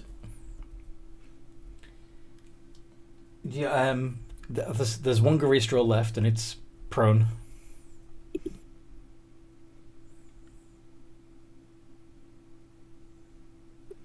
Then I suppose it would be a good idea to go after them. Go for it. Roll to hit with advantage. I'm going to use my claws so I get an extra attack. Yep, so 3 attacks. 3 iterations of d20 plus 9. It is plus 9, right? Yeah. And then I get advantage? Yeah, and you get advantage. You don't even have to use reckless attack for this. You get advantage because he's prone. And yep, all 3 of them hit. Awesome. So that would be 3d6 plus 6. No. 3d6 plus 24. And you can roll that twice and pick which set of numbers you like best. Oh, yeah. That screwy but awesome thing. Yes. There's 33 either way. Okay. Did I roll it right this time? Yeah. Yes, you did. That is kind of amusing that it's like, okay, you can do a 33 or a 33. I guess I'll pick 33. Indeed. Okay, and where are we? It is now the Garistro's turn. He is particularly mad at the Brontosaurus. So he is going to focus his attacks on the Brontosaurus.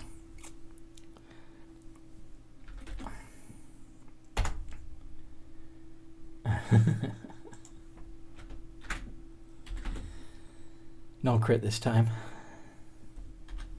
68 plus 3d10 plus 21. 61 points of damage to the Bronto. Is it still a Bronto? Let me see. The Bronto had 61 HP left, so... So no, you are now Blood Dancer. So the Bronto disappears. Blood Dancer is suddenly there. Can he just be giving a shit-eating grin? Yes. Hi.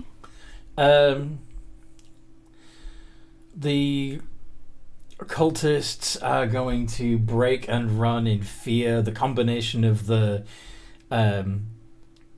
magical darkness followed by the creepy metal person absorbing half of them into herself is, yeah, especially after the sequence of events of they killed a news thing that then and cut it into pieces, which then sprouted arms and legs and attacked them back, and then there's the tentacle blackness, and then there was the killer robot. Yeah, they're done. They're fucking done. They're out of here. However, if Nightwatch would like to make an opportunity attack, she can. Yeah, I can. As I have Warcaster. Yeah. I'll actually use some life points to give myself a 6th level spell slot. Okay. And basically use some guiding bolt on some people. Nice.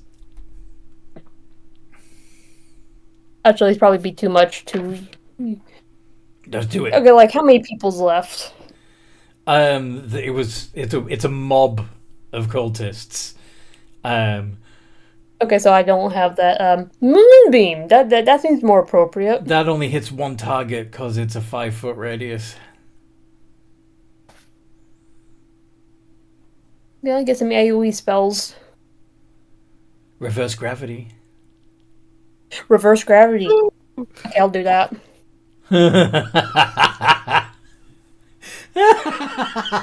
My angel will disappear as I basically just raise my hands with And the main cultists light go and- screaming into the sky. Yes.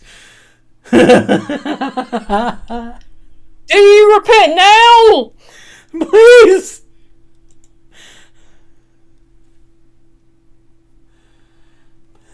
Can I just shoot some Eldritch blasts in that direction? Hold on. It's not your turn yet. Actually, yeah, it is your turn next. Holding Go for it. reaction. Sorry? Eldritch blast. How many do I have now? I'm level 12. 3. Yay. 3d20 plus... Scrolling 7. down. 7. 7.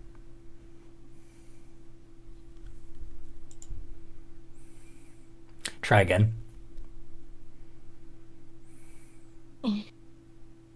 3d20 plus 7.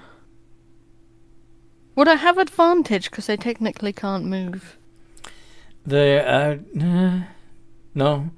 But they all hit anyway. It's fine. You were hoping for crits, weren't you? Yes. Evil, evil bastard. I have a +5, if I recall, to those.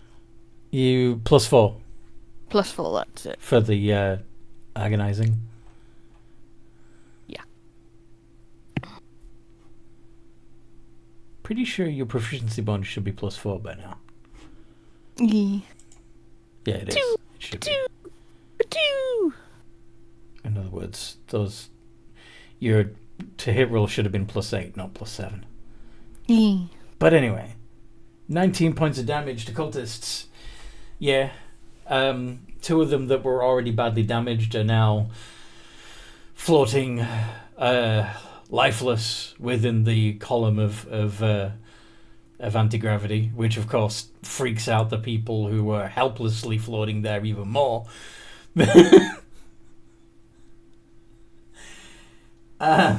Fia.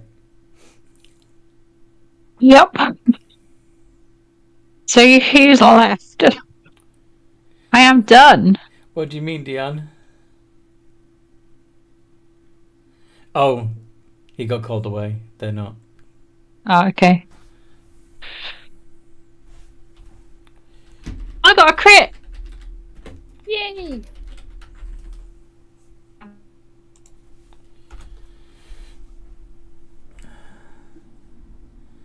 Yes, you did. So yeah, you're just firing arrows into the helpless column of people, right? Well, yeah, of course. That's how she best likes it. I mean, you know. So that's 2d6 plus 12. For the what? You've got you've got 3 hits and one of them's a crit. So Yes. what do you normally do for damage? Well, 1d6 plus 6. So it would be 4d6 plus 18. 4d6? How is it 4d6? Because you hit 3 times, right? So each hit is a d6. That's elven accuracy and advantage. Oh, okay. Sorry. Then It's a crit, so it's just twice. It's 2d6 plus 12? 2d6 plus 6. 2d6 plus 6. Oh, okay. Yeah. Sorry. 15. But yeah. Okay. Sneak attack? Yes, you took it. Yes. So how much is sneak attack when you crit? Double. So if it's normally 6d6, it would be 12d6. 42 damage. Very nice. Your brother's going to make things even worse for the people in the anti-gravity by casting Stinking Cloud in there. Yep. Blood offers him a high five.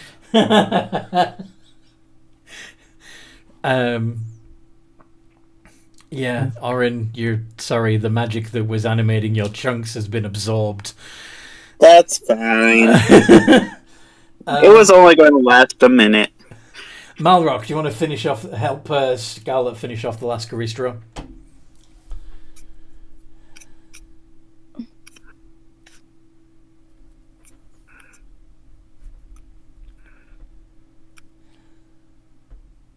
Let's do it. I've got a kitty on my lap right now. Fair. Not allowed to move with a kitty on your lap. You know the rules. Yes. Only the 26 hits. How many times have you all just missed the 19 AC? Too many to count. I guess it's making up for the 2 crits in a row. Hold I'm on. gonna add in. Prepare silvery barbs. Silvery Barbs only works if it's a success and you can turn it into a fail. I don't have it anyways. Yeah. I'm gonna add in a level 2 smite. Okay. 57. That's enough. That Garistro is down also, turning into a puddle of goo. So yeah, you're gonna have fun torturing the rest of these cultists until they're all gone the way of Orin. Presumably, Nightwatch will continue siphoning off the excess magic to try and reduce her heartstone to a manageable size, right? I have a question. Could that magic be used to heal someone? Yes. Absolutely. If you need to use some of that extra magic, I could do with some healing. Basically just channel the hit points directly into you. Yeah. I would like some hit points. I think like Nightwatch will like turn off the gravity spell, and then just let whoever's still alive just splat. Not caring at this point. Take up Haru's chunks and then try to use Revivify. Try to use Revivify on Orin. Okay. Yeah. Alright. This is a problem, and I will explain. So, Revivify. Where are you? I don't think it would work because Orin's technically 2 creatures. Not only that, but you can't restore any missing body parts. That's a good point. If I recall, we did put a door in one of the bags of holding, so we can always pop back and get him from a different timeline. Yeah, you could get him from a different timeline, or you could true resurrection a chunk of him. Nightwatch will try to use, I guess, divine intervention to try to ask her deity to. True res him. Yes. Roll it.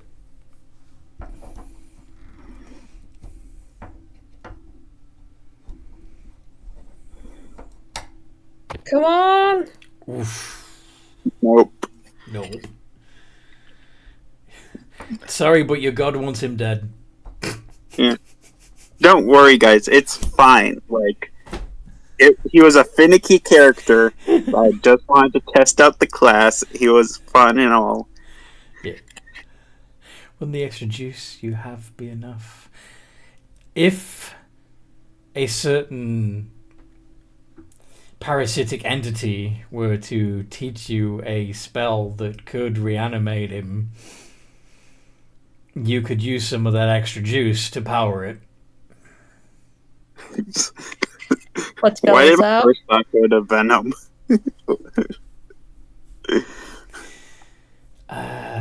Which spell would it be?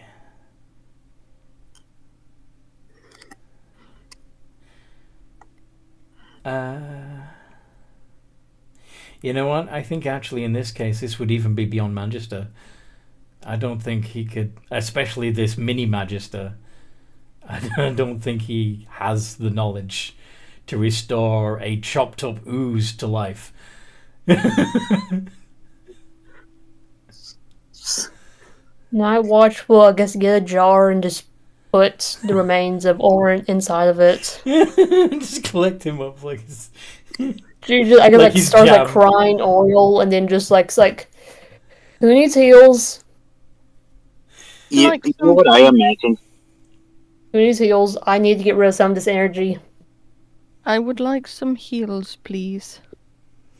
Just I guess type in what You you could just- need, and I'll. I imagine you've got more than enough hit points to get everybody back up to full. Yeah, but I'm like, Gonna happen? no. I mean, how many points do I take off of the? Okay, so Blood Dancer says they need 60. Okay.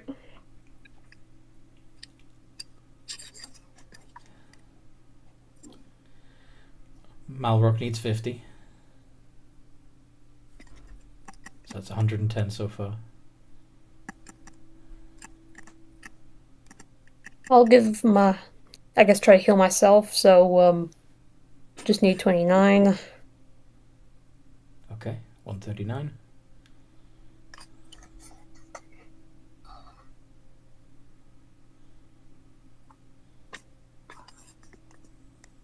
Do we feel like we could have even a big meal? Does Scarlet need any HP back? Yes, but no. I got some damage, but I still have 100 hit points left. Fair. Okay. Okay. Well, we'll put a pin in it here.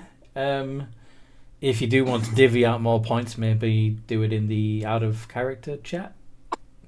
Because, especially since Diane is not here, maybe engaged with Diane in the out of game chat. I have a funny idea. Go on. What if one time during their breaks, Marceline finds the jar and just eats the orange, thinking it's Jello? Why? Because she just put it in her bag.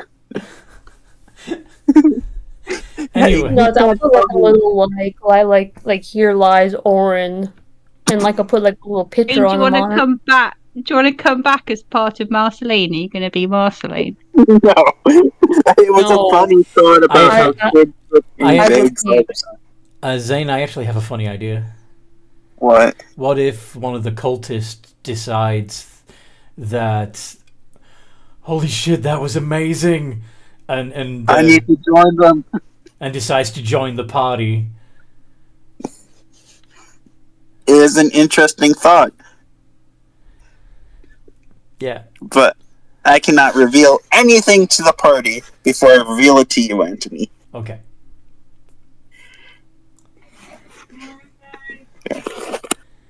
It could be a ranger, could be a there'd be a hunter. So ranger is the easiest fit, but I would allow a dex fighter, bowmaster type thing, or even a rogue.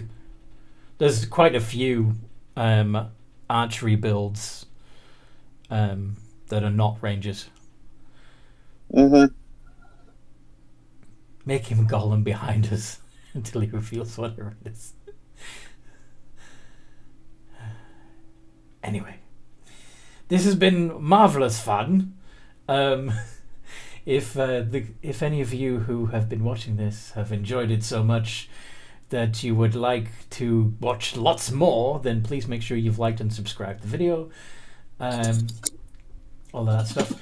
You could even, if you felt extremely generous, join our Patreon at the £5 level to become an emotional support goblin, which would help us improve these videos and